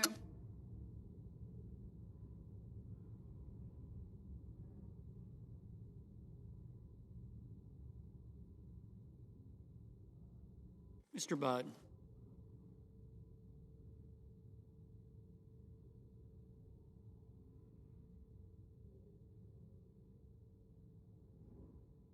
Ms. Cantwell.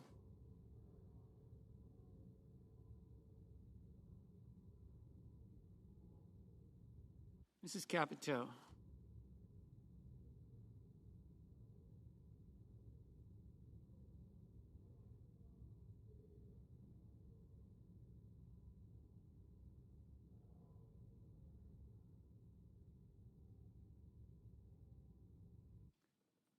Mr. Cassidy. Ms. Collins.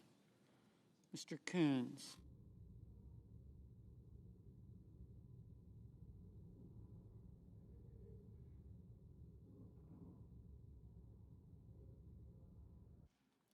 Mr. Cornyn, Ms. Cortez Masto, Mr. Cotton, Mr. Kramer, Mr. Crapo, Mr. Cruz, Mr. Curtis, Mr. Daines,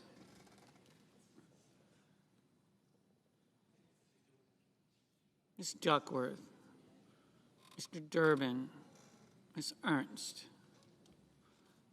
Mr. Betterman, Mrs. Fisher, Mr. Gallego, Mrs. Gillibrand, Mr. Graham, Mr. Grassley,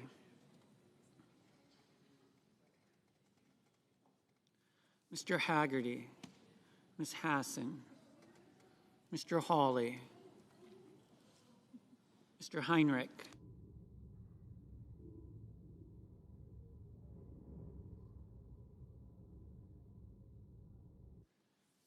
Mr. Hickenlooper, Ms. Hirono, Mr. Hoven, Mr. Husted, Mrs. Hyde-Smith, Mr. Johnson, Mr. Justice, Mr. Kane, Mr. Kelly, Mr. Kennedy,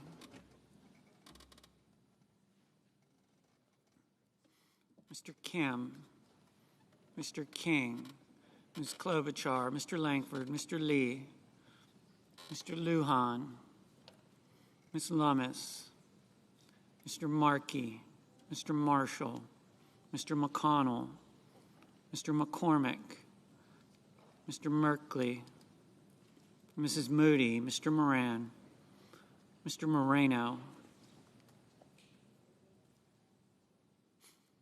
Mr. Mullen, Ms. Markowski, Mr. Murphy, Mrs. Murray, Mr. Ossoff, Mr. Padilla, Mr. Paul, Mr. Peters, Mr. Reed, Mr. Ricketts, Mr. Risch, Ms. Rosen, Mr. Rounds, Mr. Sanders, Mr. Schatz, Mr. Schiff, Mr. Schmidt,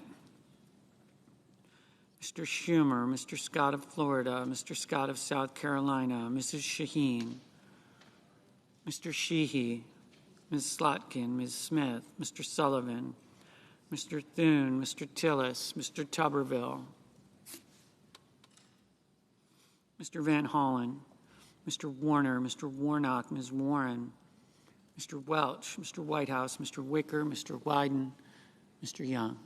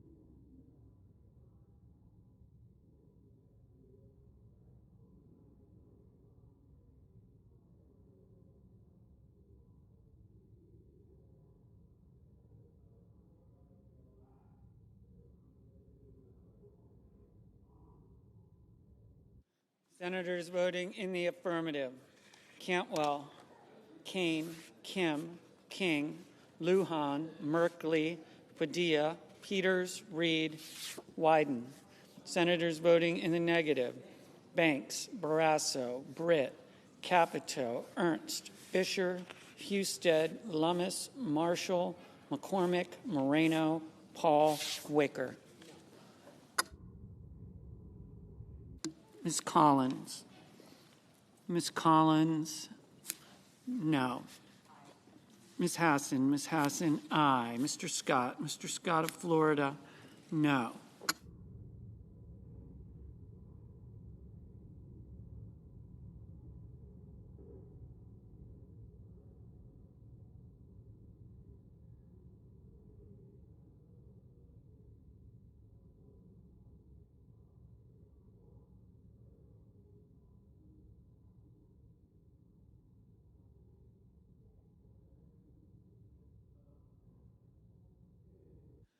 Mr. Crapo, no. Mr. Kelly, aye.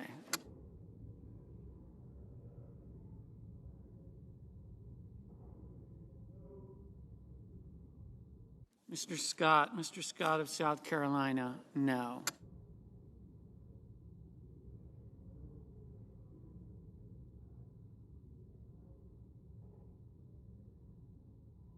Ms. Smith, aye.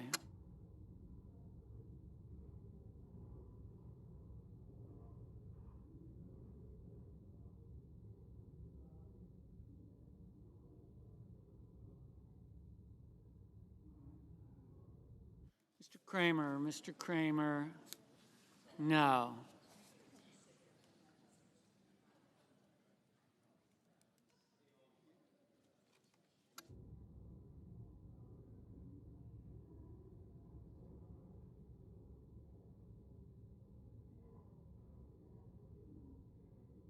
Mr. Justice, no. Mr. Sheehy, no.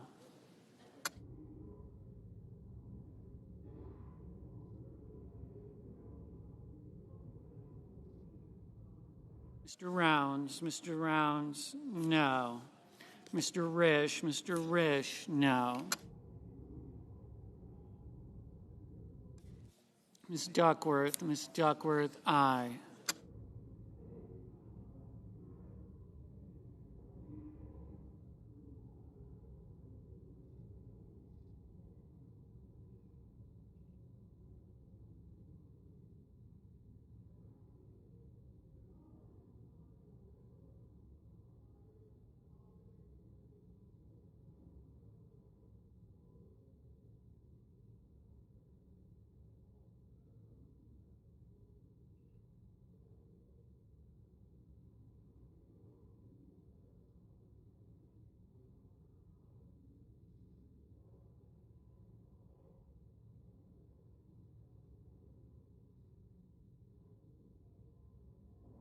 Mrs. Hyde Smith, no.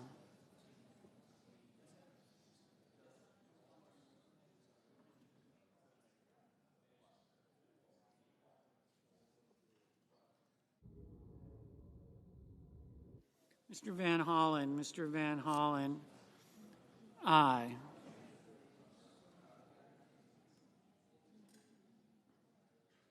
Mr. Cassidy, no. Mr. Grassley, no.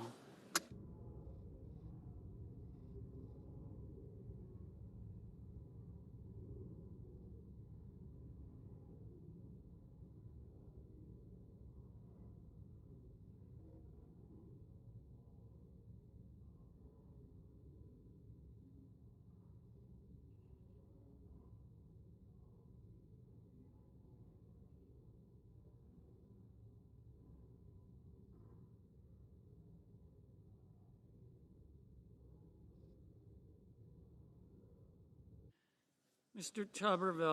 Tuberville, no. Mr. Cornyn, No.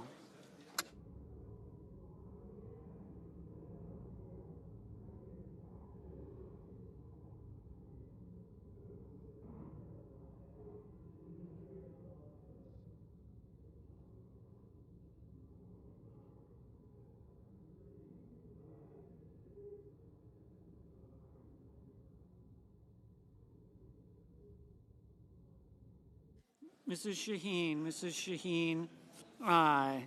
Mrs. Blackburn, no.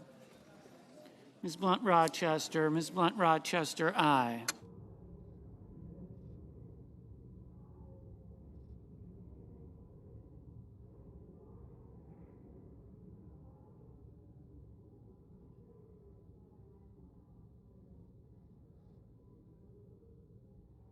Mr. Cotton,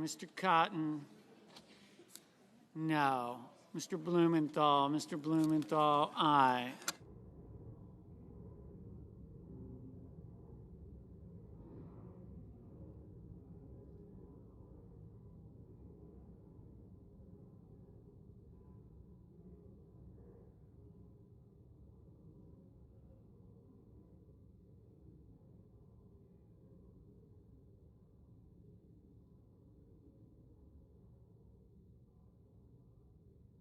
Mr. Johnson, no. Mrs. Moody,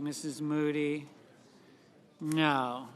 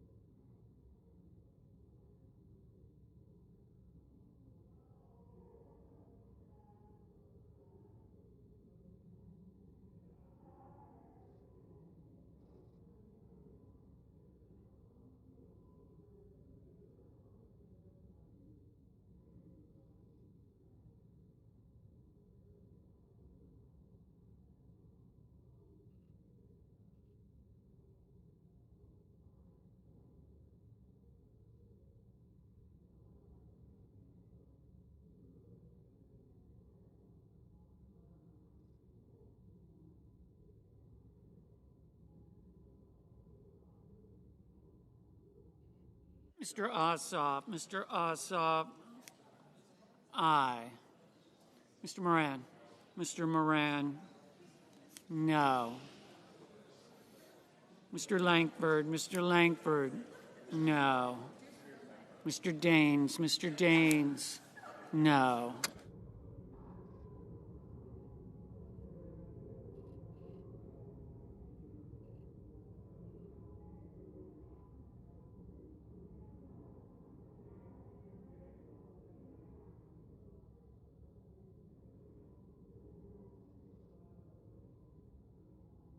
Mr. Hickenlooper, aye.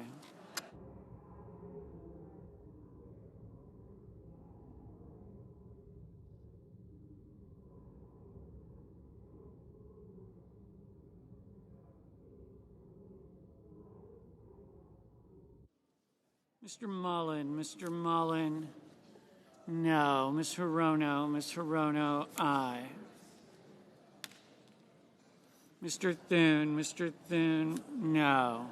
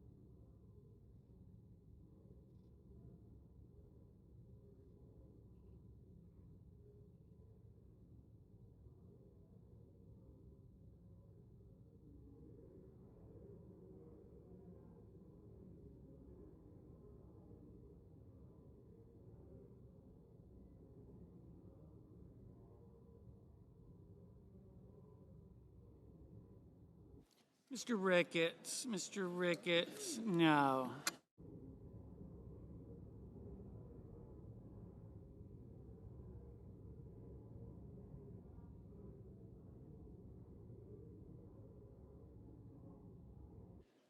Mr. Fetterman, aye. Mr. Graham, no.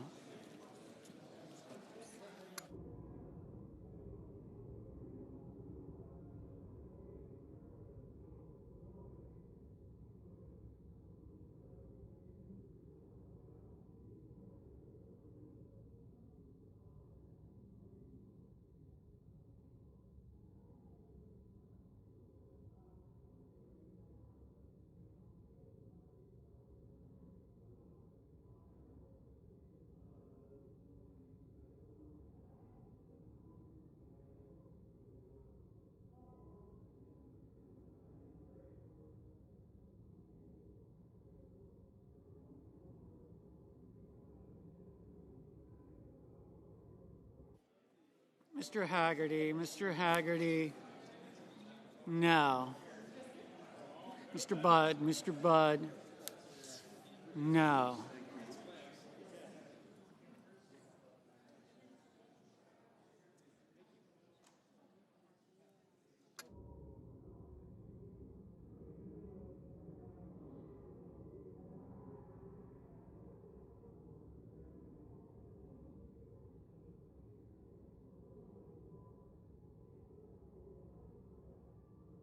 Mr. Coons, aye. Ms. Cortez Masto, aye.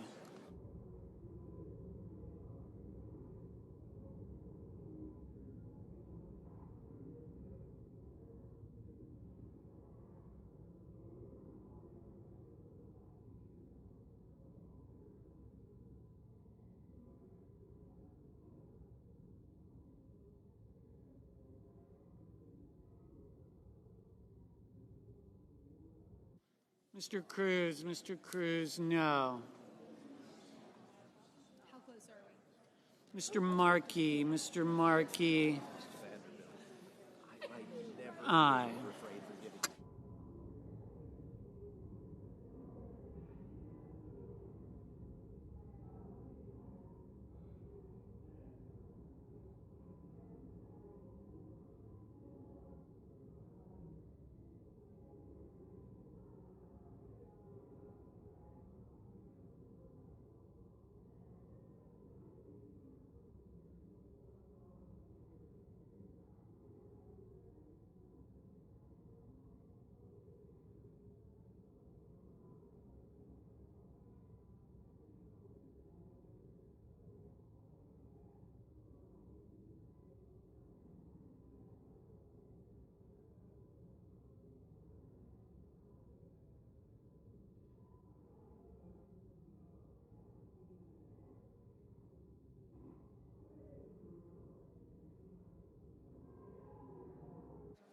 Mr. Booker,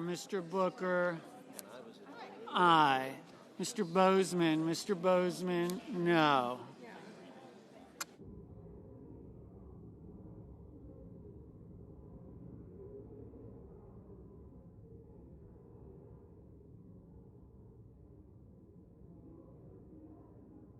Mr. Murphy, aye. Mr. Bennett, aye. Mr. Schmidt, no. Mr. Schatz, aye.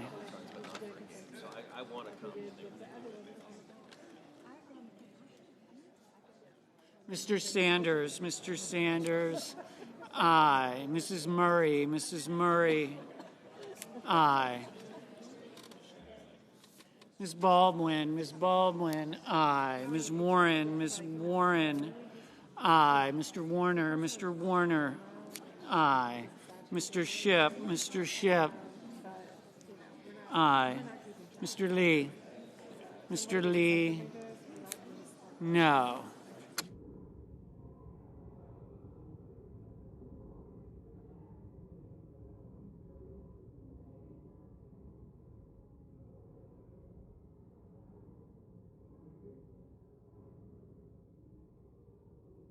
Mr. Welch, aye. Ms. Markowski, no. Ms. Klobuchar, aye. Mr. Young.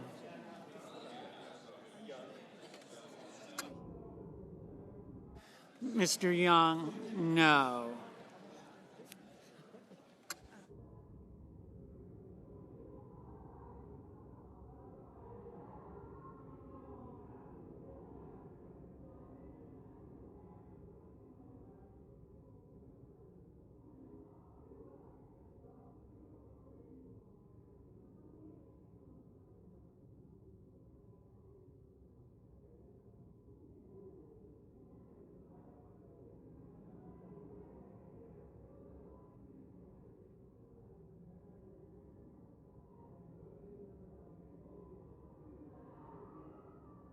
Mr. Whitehouse,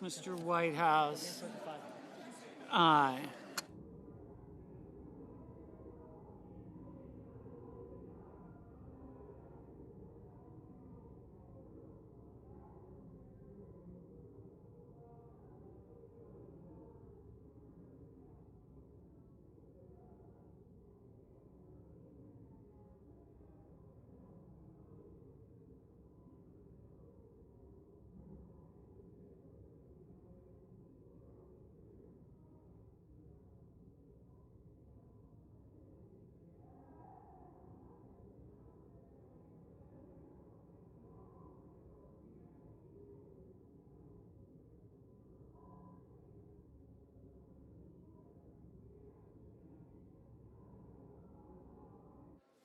Mr. Durbin, aye.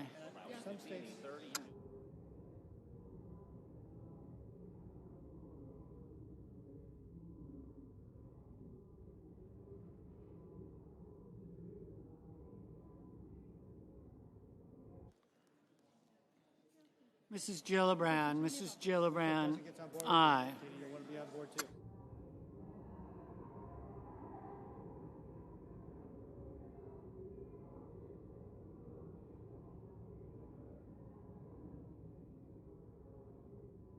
Mr. Hawley, no. Mr. Hoven, no.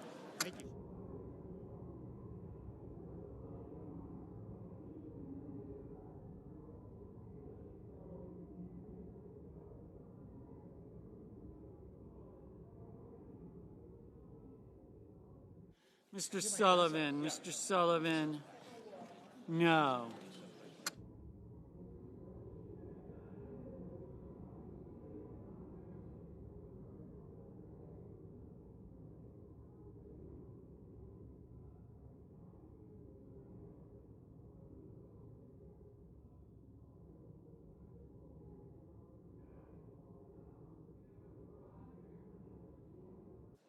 Ms. Alsobrooks, aye.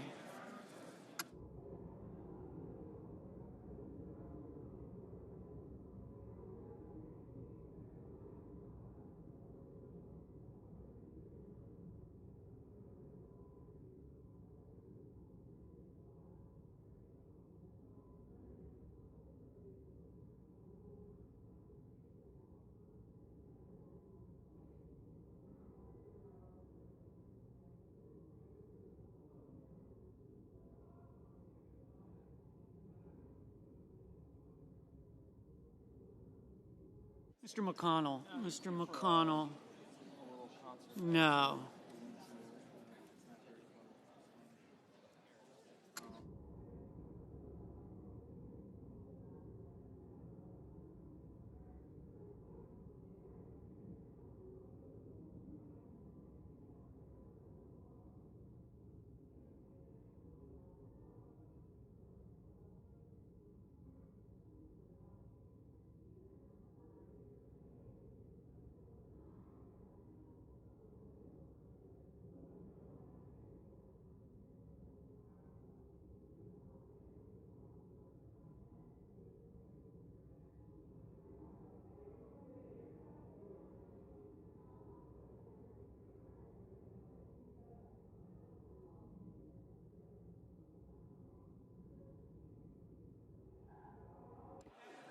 Mr. Gallego.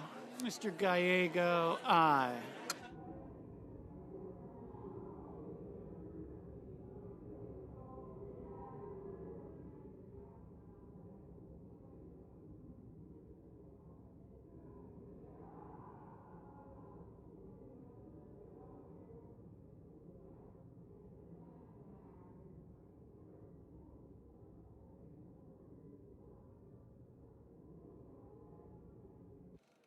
Mr. Warnock. Mr. Warnock, aye.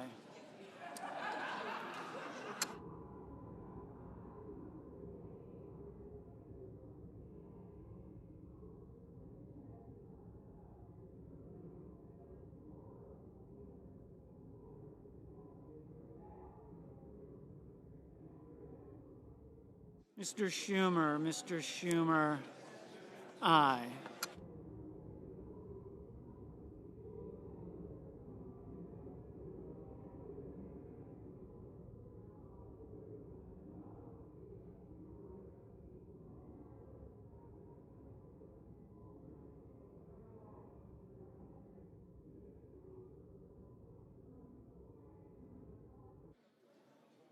Ms. Slotkin, aye. All right.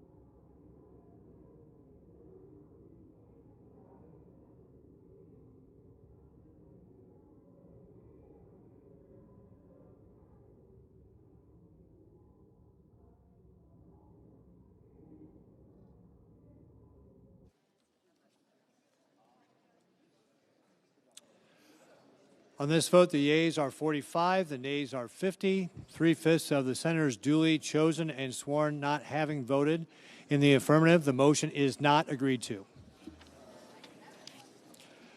The clerk will report the motion to a vote cloture.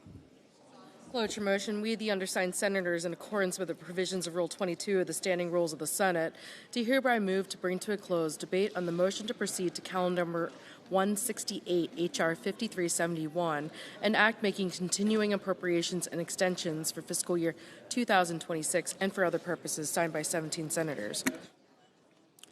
By unanimous consent, the mandatory quorum call has been waived. The question is it the sense of the Senate that debate on the motion to proceed to H.R. 5371, an act making continuing appropriations and extensions for the fiscal year 2026 and for other purposes, shall be brought to a close? The yeas and nays are mandatory under the rule. The clerk will call the roll. Ms. Also Brooks. Ms. Baldwin.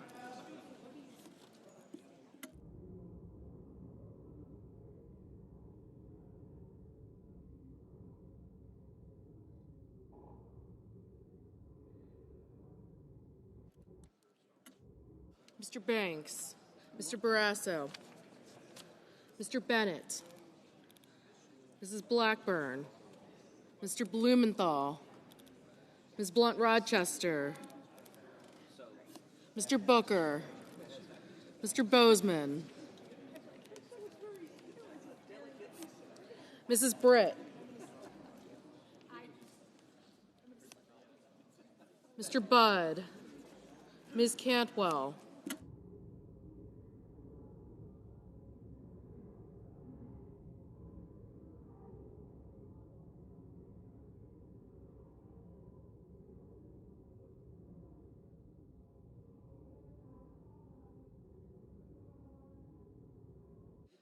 Mrs. Capito,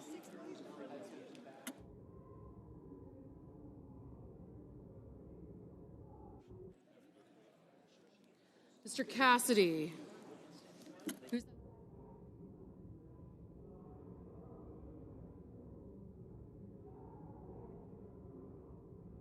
Ms. Collins, Mr. Coons,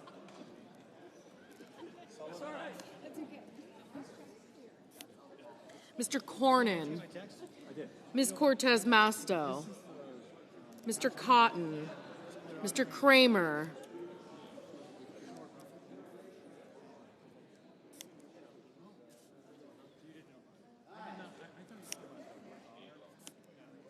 Mr. Crapo, Mr. Cruz, Mr. Curtis, Mr. Daines, Ms. Duckworth, Mr. Durbin, Ms. Ernst, Mr. Fetterman, Mrs. Fisher, Mr. Gallego, Mrs. Gillibrand, Mr. Grimm, Mr. Grassley,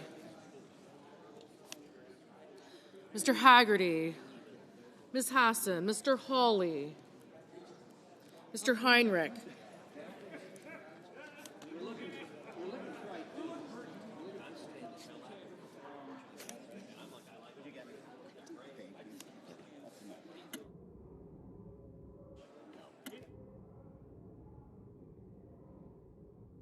Mr. Hickenlooper, Ms. Hirono, Mr. Hoven, Mr. Husted, Mrs. Hyde-Smith, Mr. Johnson,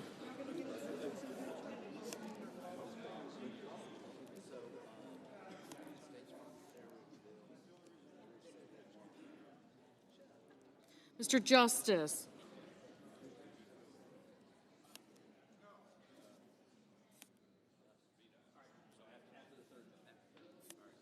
Mr. Kane,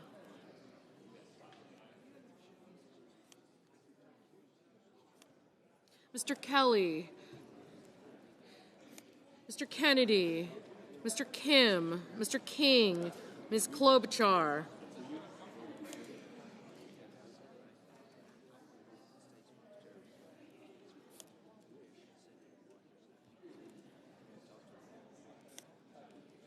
Mr. Langford, Mr. Lee, Mr. Lujan, Ms. Lummis, Mr. Markey, Mr. Marshall, Mr. McConnell, Mr. McCormick, Mr. Merkley, Mrs. Moody, Mr. Moran, Mr. Marino, Mr. Mullen, Ms. Murkowski,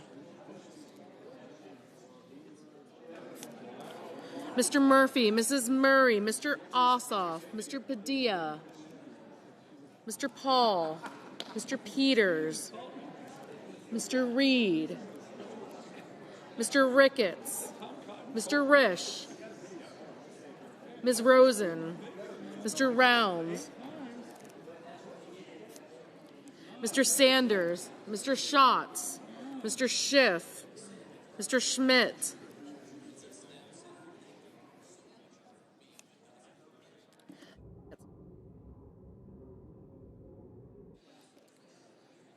Mr. Schumer, Mr. Scott of Florida,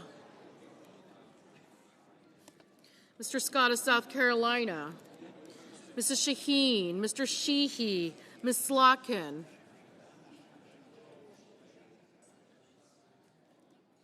Ms. Smith, Mr. Sullivan, Mr. Thune, Mr. Tillis, Mr. Tuberville, Mr. Van Hollen, Mr. Warner, Mr. Warnock,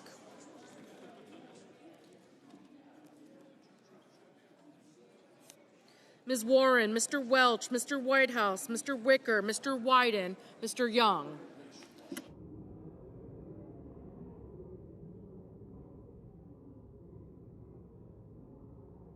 Senators voting in the affirmative: Britt, Budd, Cornyn, Cotton, Cruz, Daines,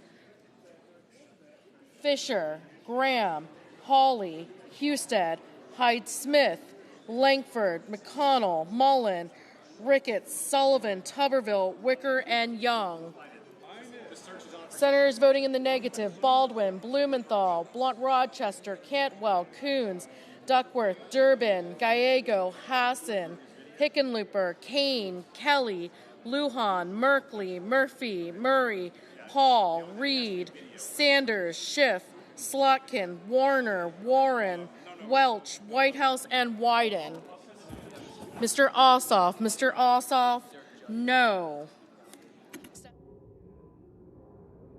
Mr. Peters, no. Mr. Warnock, no.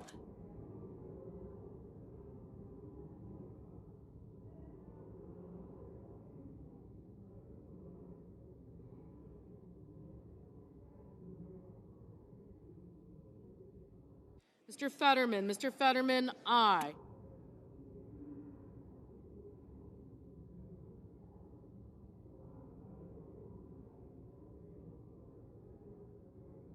Ms. Klobuchar, no. Ms. Smith, no.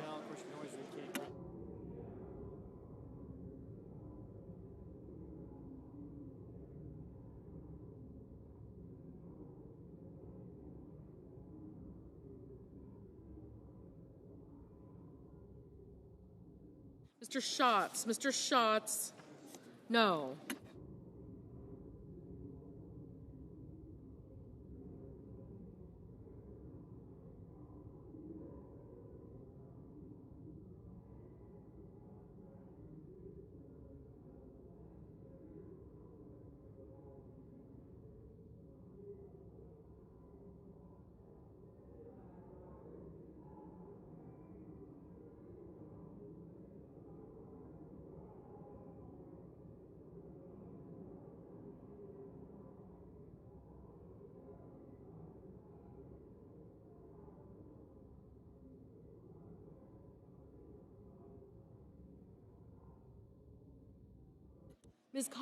Ms. Collins, aye.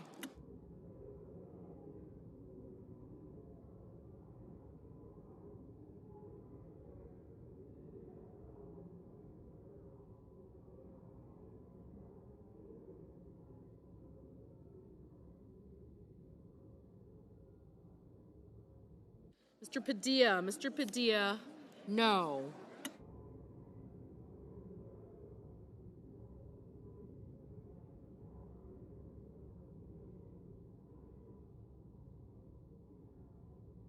Ms. Hirono, no.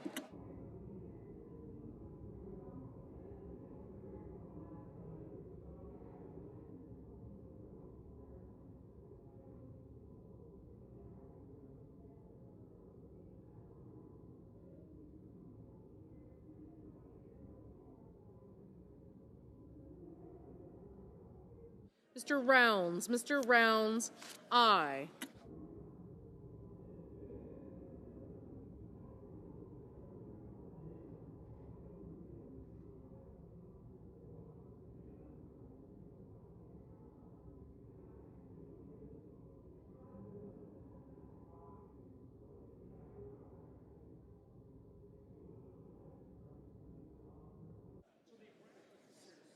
Ms. Murkowski, aye.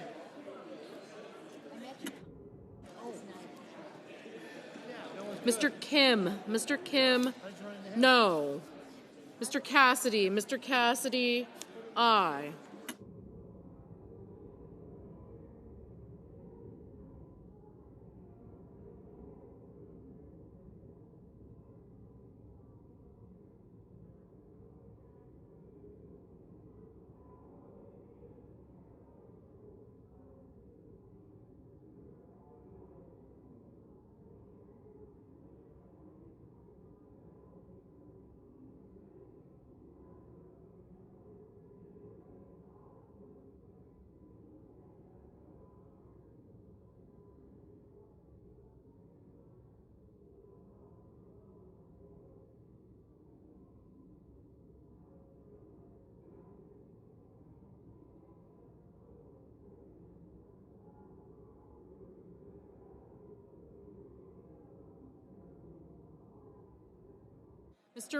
Mr. Risch, aye.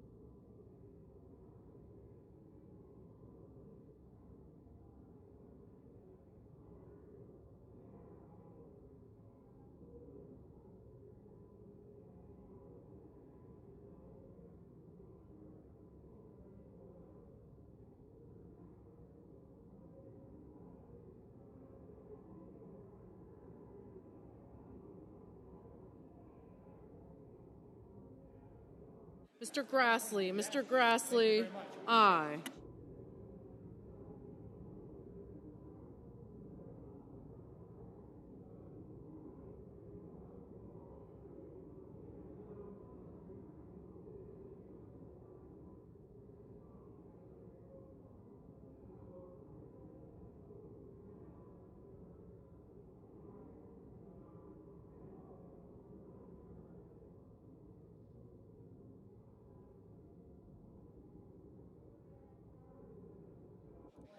Mrs. Gillibrand, no.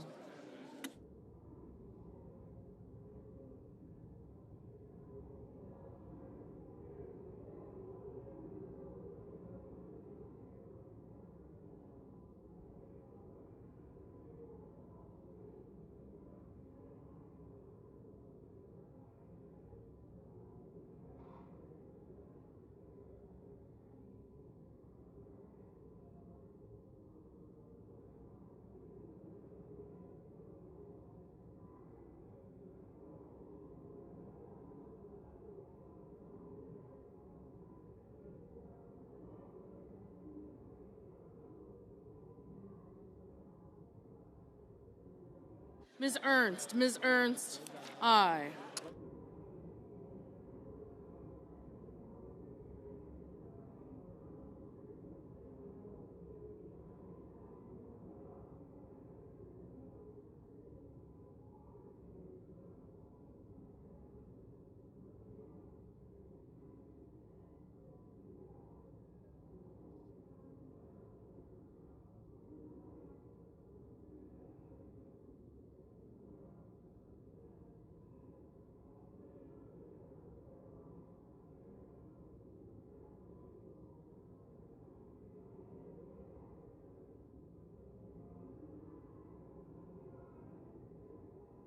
Mr. Hoven, aye.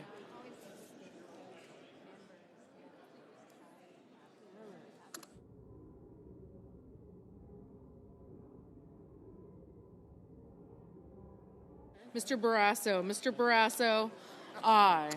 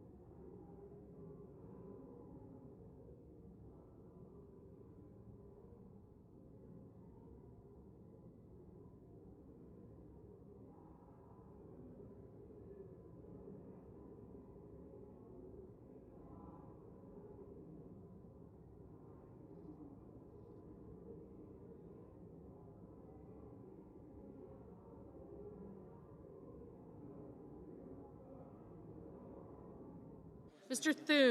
Thune, aye.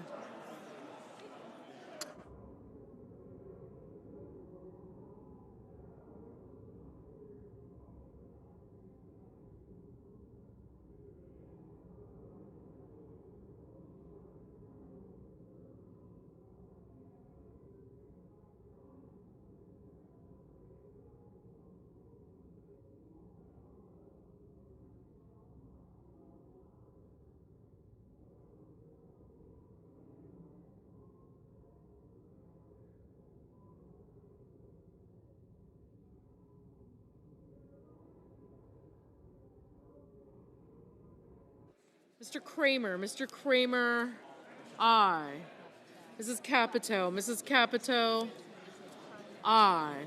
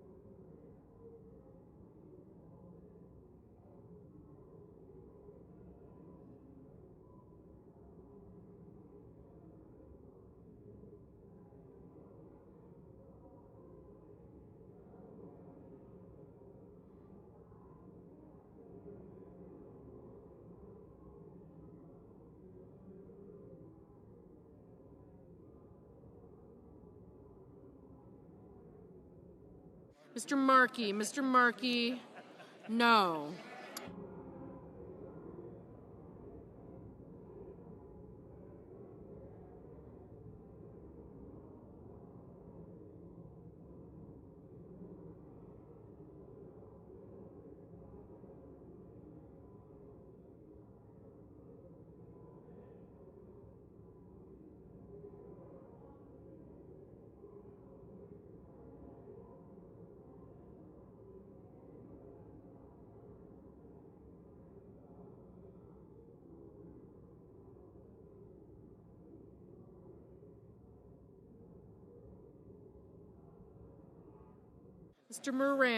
Mr. Moran, aye.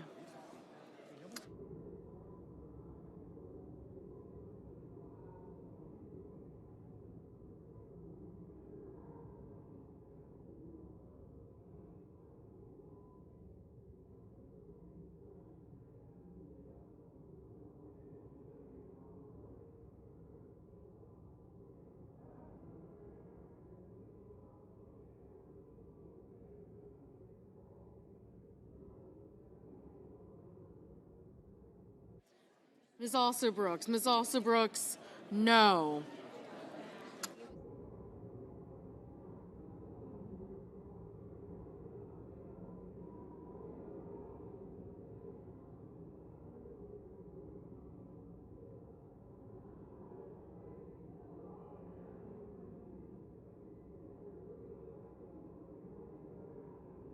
Mr. Banks, aye.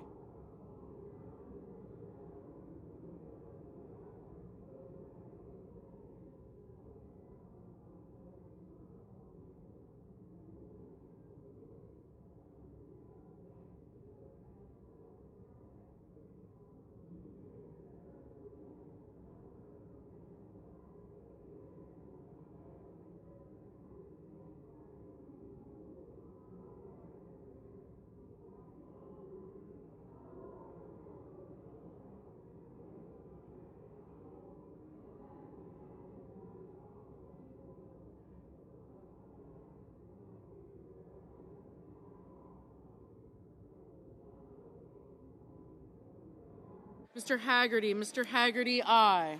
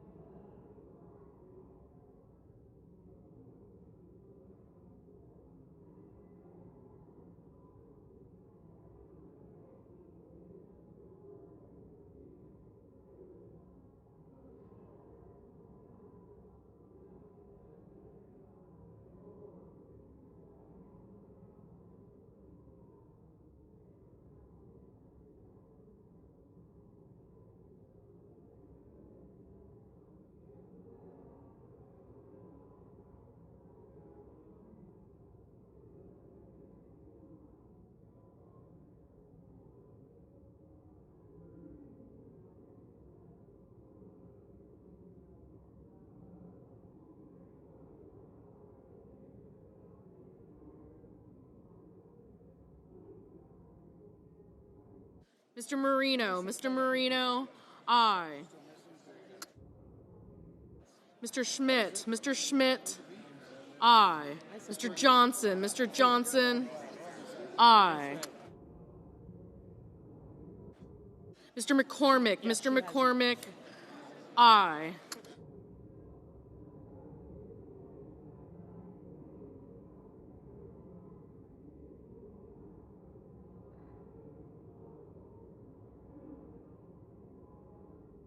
Mr. Marshall, aye. Ms. Lummis, aye.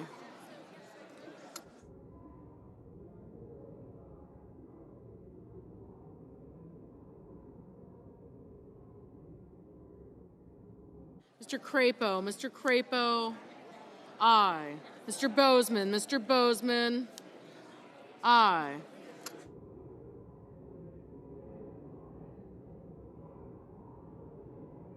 Mrs. Blackburn, aye.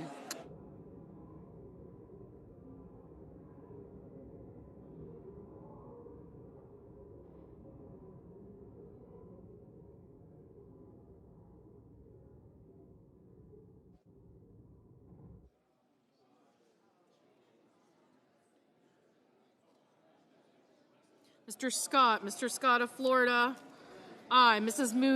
Moody, aye.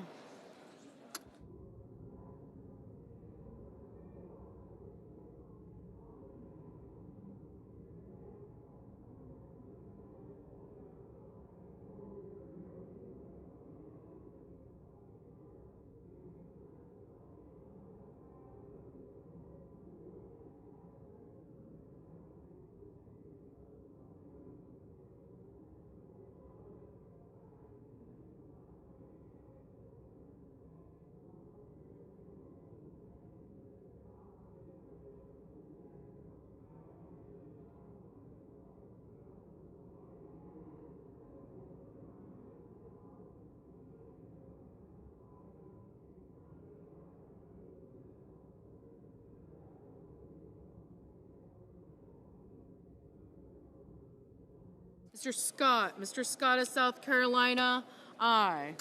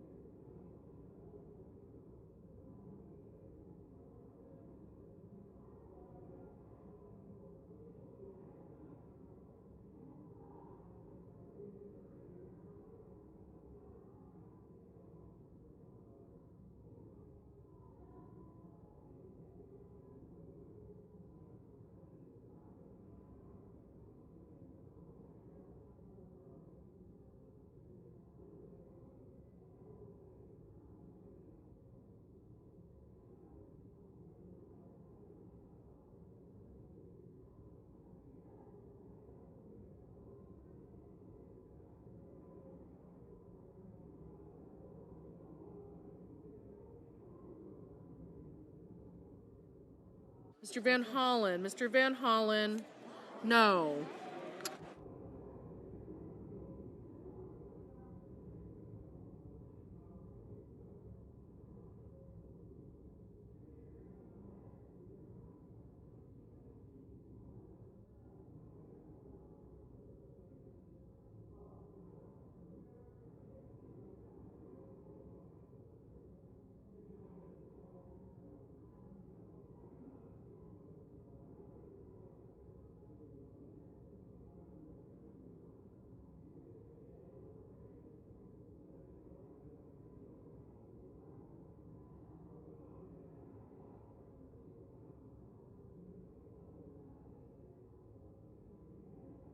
Mr. Justice, aye. Mr. Lee, aye.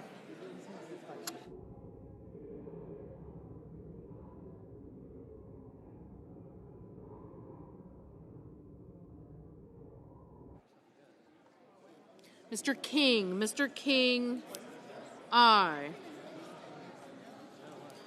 Mrs. Shaheen, no. Ms. Cortez Masto, aye. Mr. Bennett, no.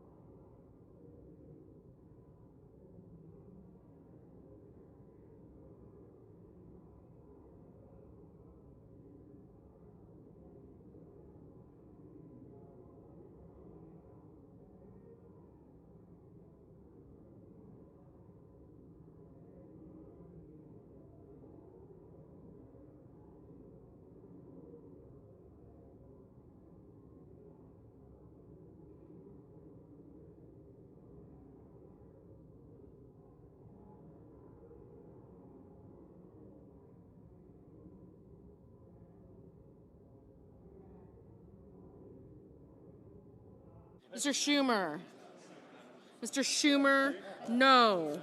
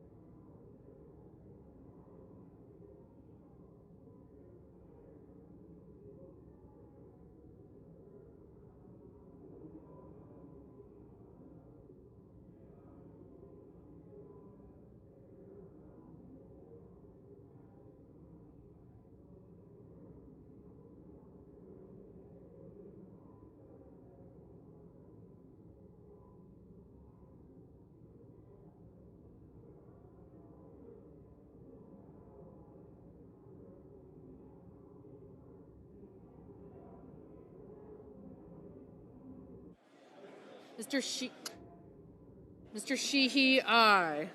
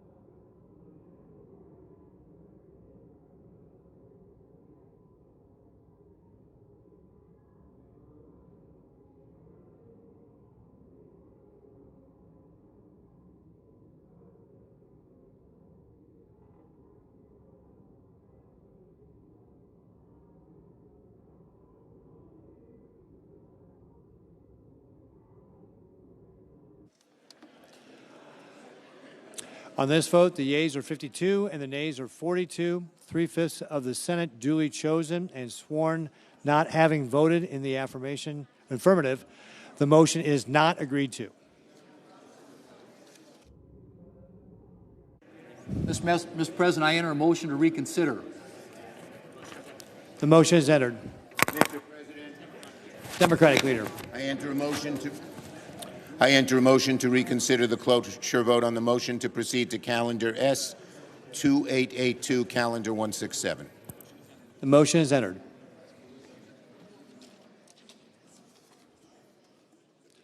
The clerk will report the motion to invoke cloture. Cloture motion. We, the undersigned senators, in accordance with the provisions of Rule 22 of the Standing Rules of the Senate and the provisions of S.Res. 412 from the 119th Congress, do hereby move to bring to a close debate on executive calendar numbers 62, 86, off, 92, 126. Mr. President, I ask consent to waive the reading of the numbers.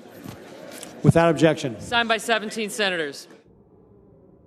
With consent, the mandatory quorum call has been waived.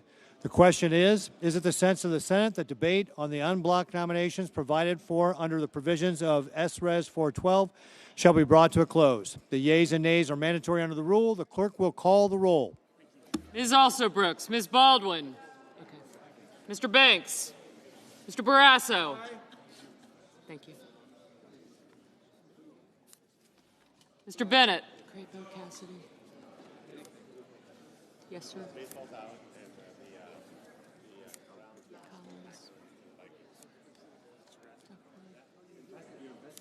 Senator Kane.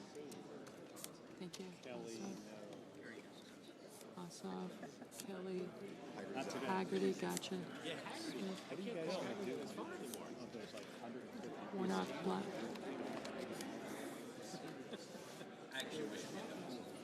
I got you. Thank you.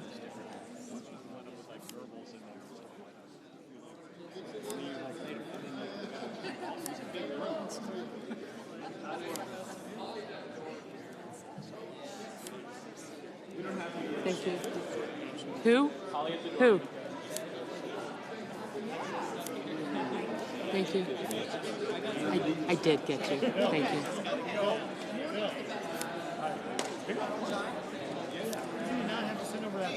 Got you both. Got you both.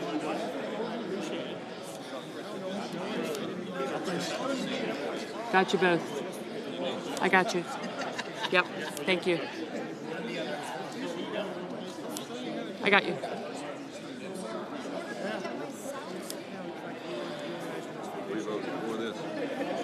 Yeah, you're voting for it. Thank you. Mr. Houston. Okay. You're a no. You're a no. Thank you.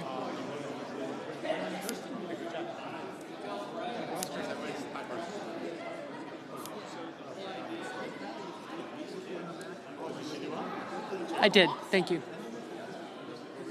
Thank you. Thank you.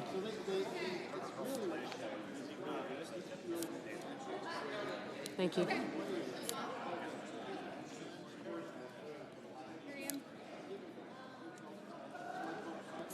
Thank you. Mrs. Blackburn. Mr. Blumenthal. Ms. Blunt-Rochester. Mr. Booker. Mr. Bozeman. Mrs. Britt. Mr. Budd. Ms. Cantwell.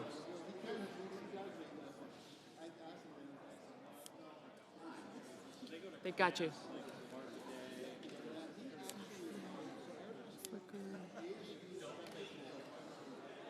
Got him. Got him. Ms. Cantwell, Mrs. Capito. Mr. Cassidy.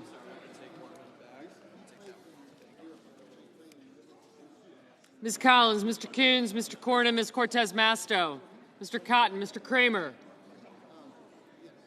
You can go if you want. Yeah, you voted already? Mr. Crapo, Mr. Cruz, Mr. Curtis. You can work that out. Mr. Daines, Ms. Duckworth, Mr. Durbin, Ms. Ernst, Mr. Fetterman. Mrs. Fisher, Mr. Gallego, Mrs. Gillibrand, Mr. Graham, Mr. Grassley, Mr. Haggerty, Ms. Hassan, Mr. Hawley, Mr. Heinrich, Mr. Hickenlooper, Ms. Hirono, I didn't get you. Thank you. Mr. Hoven, Mr. Husted, Mrs. Hyde-Smith, Mr. Johnson, Mr. Justice, Mr. Kane, Mr. Kelly, Mr. Kennedy, Mr. Kim, Mr. King,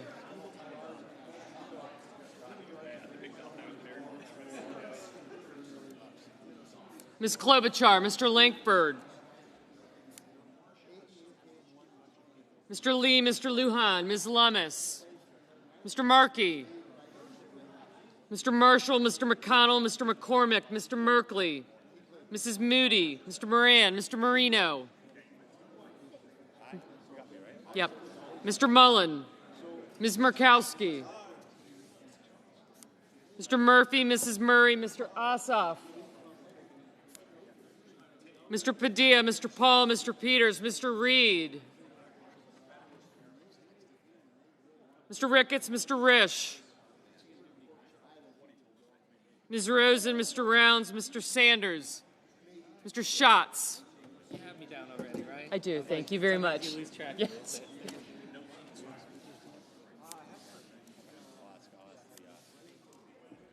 Mr. Schiff, Mr. Schmidt, Mr. Schumer, Mr. Scott of Florida, Mr. Scott of South Carolina, Mrs. Shaheen, Mr. Sheehy, Ms. Slotkin, Ms. Smith, Mr. Sullivan, Mr. Thune, Mr. Tillis, Mr. Tuberville, Mr. Van Hollen, Mr. Warner, Mr. Warnock, Ms. Warren,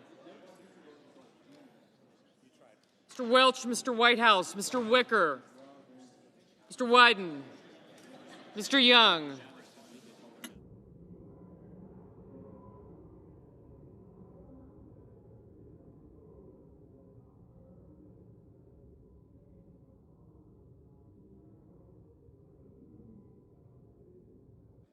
Senators voting in the affirmative: Barrasso, Bozeman, Britt, Capito, Collins, Cornyn, Cotton, Kramer, Crapo, Cruz, Daines, Ernst, Fisher, Grassley, Haggerty, Hawley, Hoven, Husted, Johnson, Justice, Lankford, Lee, Marshall, McConnell, McCormick, Moody, Moran, Marino, Mullen, Murkowski, Paul, Ricketts, Rounds, Scott of Florida, Scott of South Carolina, Sheehy, Thune, Tuberville, and Wicker. Mr. Banks, aye. Mrs. Hyde-Smith, aye. Mr. Fetterman. Senators voting in the negative: Baldwin, Bennett, Blumenthal, Blunt Rochester, Coons, Cortez Masto, Duckworth, Durbin, Fetterman, Gallego, Gillibrand, Hassan, Hickenlooper, Hirono, Kane, Kelly, Kim, King, Klobuchar, Lujan, Merkley, Murphy, Murray, Ossoff, Padilla, Peters, Reed, Sanders, Schiff, Schumer, Shaheen, Slotkin, Smith, Van Hollen, Warner, Warnock, Warren, Welch, Whitehouse, and Wyden.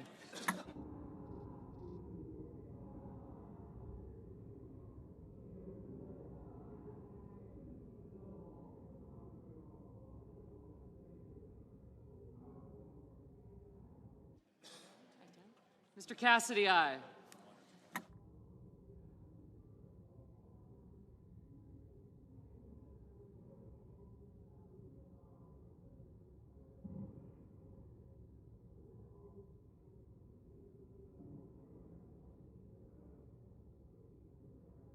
Ms. Alston-Brooks, no.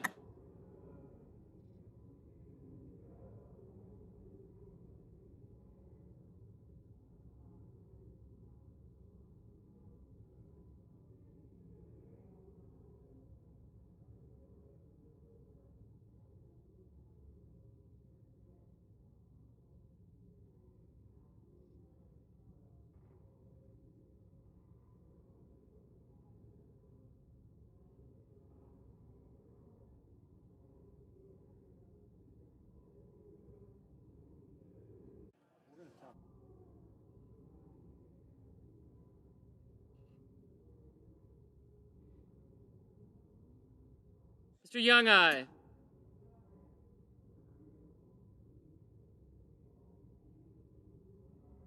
Mr. Graham, aye.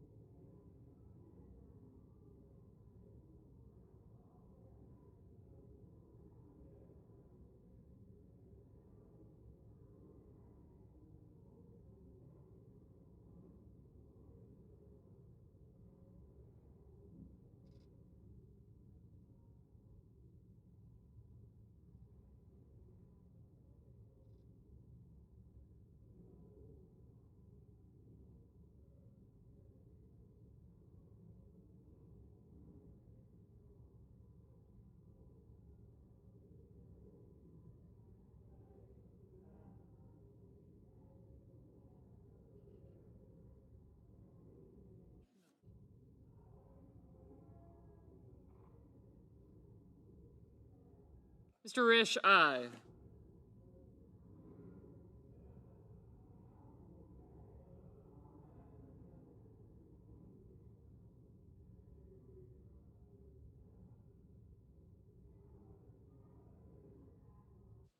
Mr. Schmidt, aye.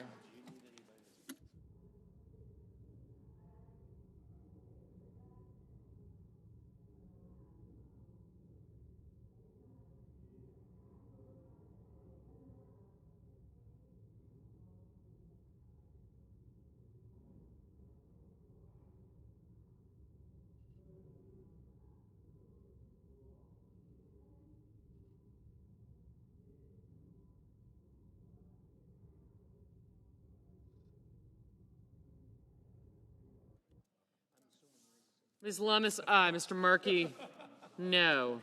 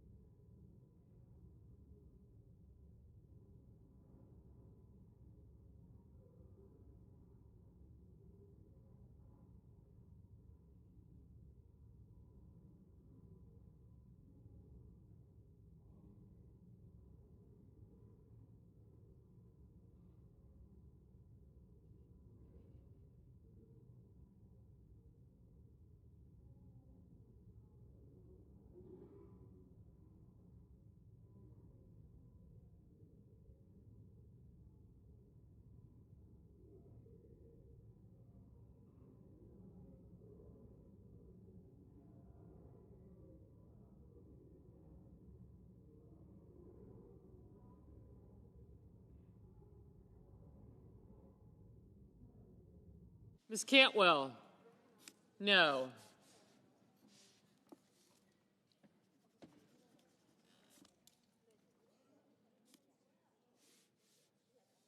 Mr. Budd, aye.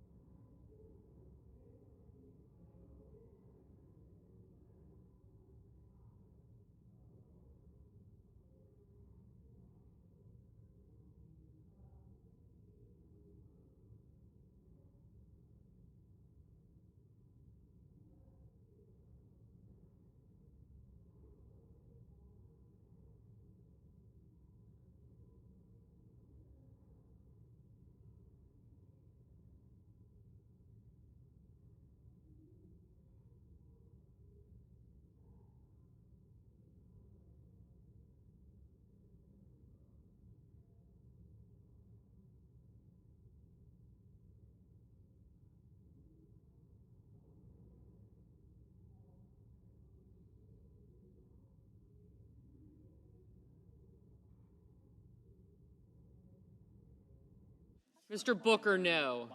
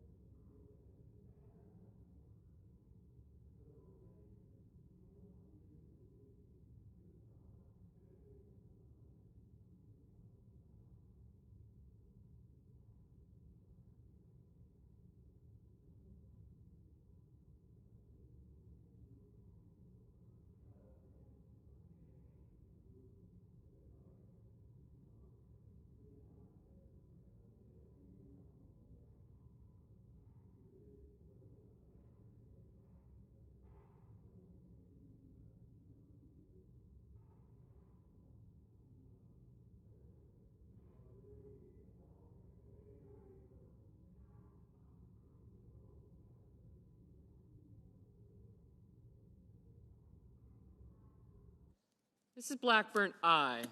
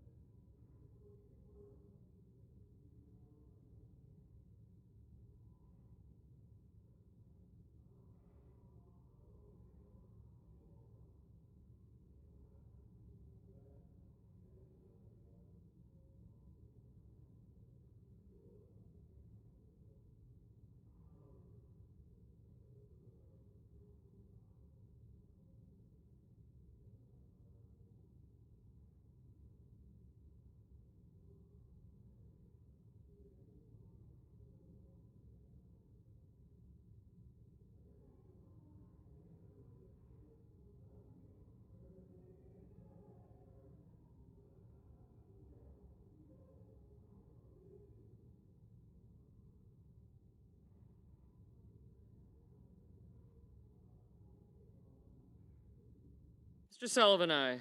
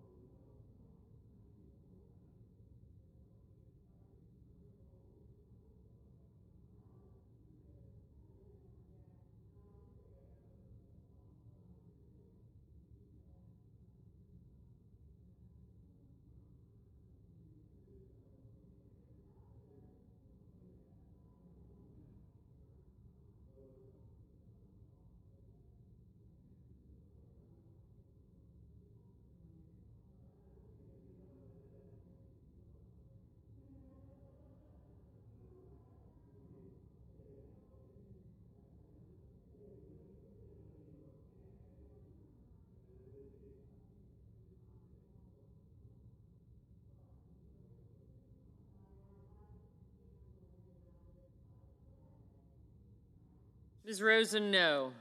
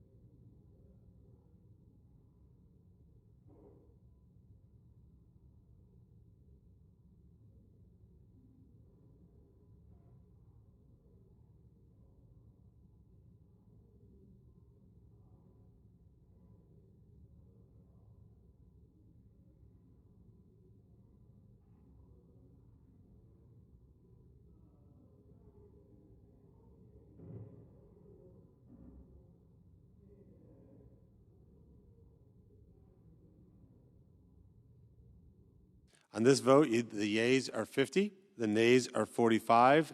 The motion is agreed to. The presiding officer.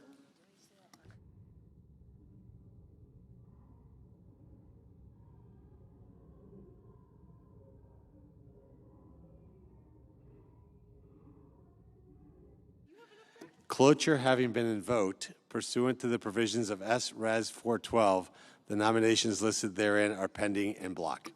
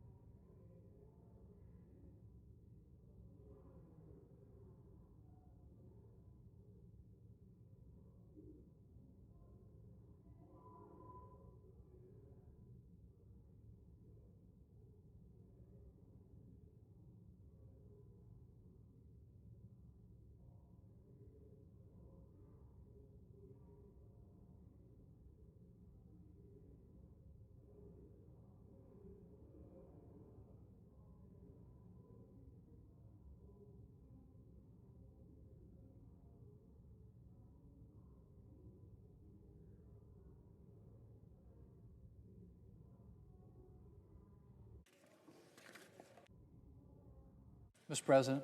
I recognize the Majority Leader. Thank you, Mr. President. Mr. President, I ask unanimous consent that the Senate resume legislative session and be in a period of morning business with senators permitted to speak therein for up to 10 minutes each. Without objection. Mr. President, I ask unanimous consent that the Committee on Judiciary be discharged from further consideration. The Senate now proceed to SRS 406. The clerk will report. SRS 406, designating September 30, 2025 as Impact Aid Recognition Day and so forth. Without objection, the committee is discharged, and the Senate will proceed. Mr. President, I ask unanimous consent that the resolution be agreed to, the preamble be agreed to, and that the motion to reconsider be considered and made laid upon the table. Without objection. Mr. President, I ask unanimous consent that the Committee on Health, Education, Labor, and Pensions be discharged from further consideration. The Senate now proceed to SRS 422. The clerk will report. SRS 422, recognizing the seriousness of polycystic ovary syndrome and so forth. Without objection, the committee is discharged, and the Senate will proceed. Mr. President, I ask unanimous consent that the resolution be agreed to, the preamble be agreed to, and the motion to reconsider be considered and made laid upon the table. Without objection. And I ask unanimous consent that the Senate now proceed to the in-block consideration of the following resolutions, which are at the desk: SRS 432, SRS 433, SRS 434, SRS 435, SRS 436, and SRS 437.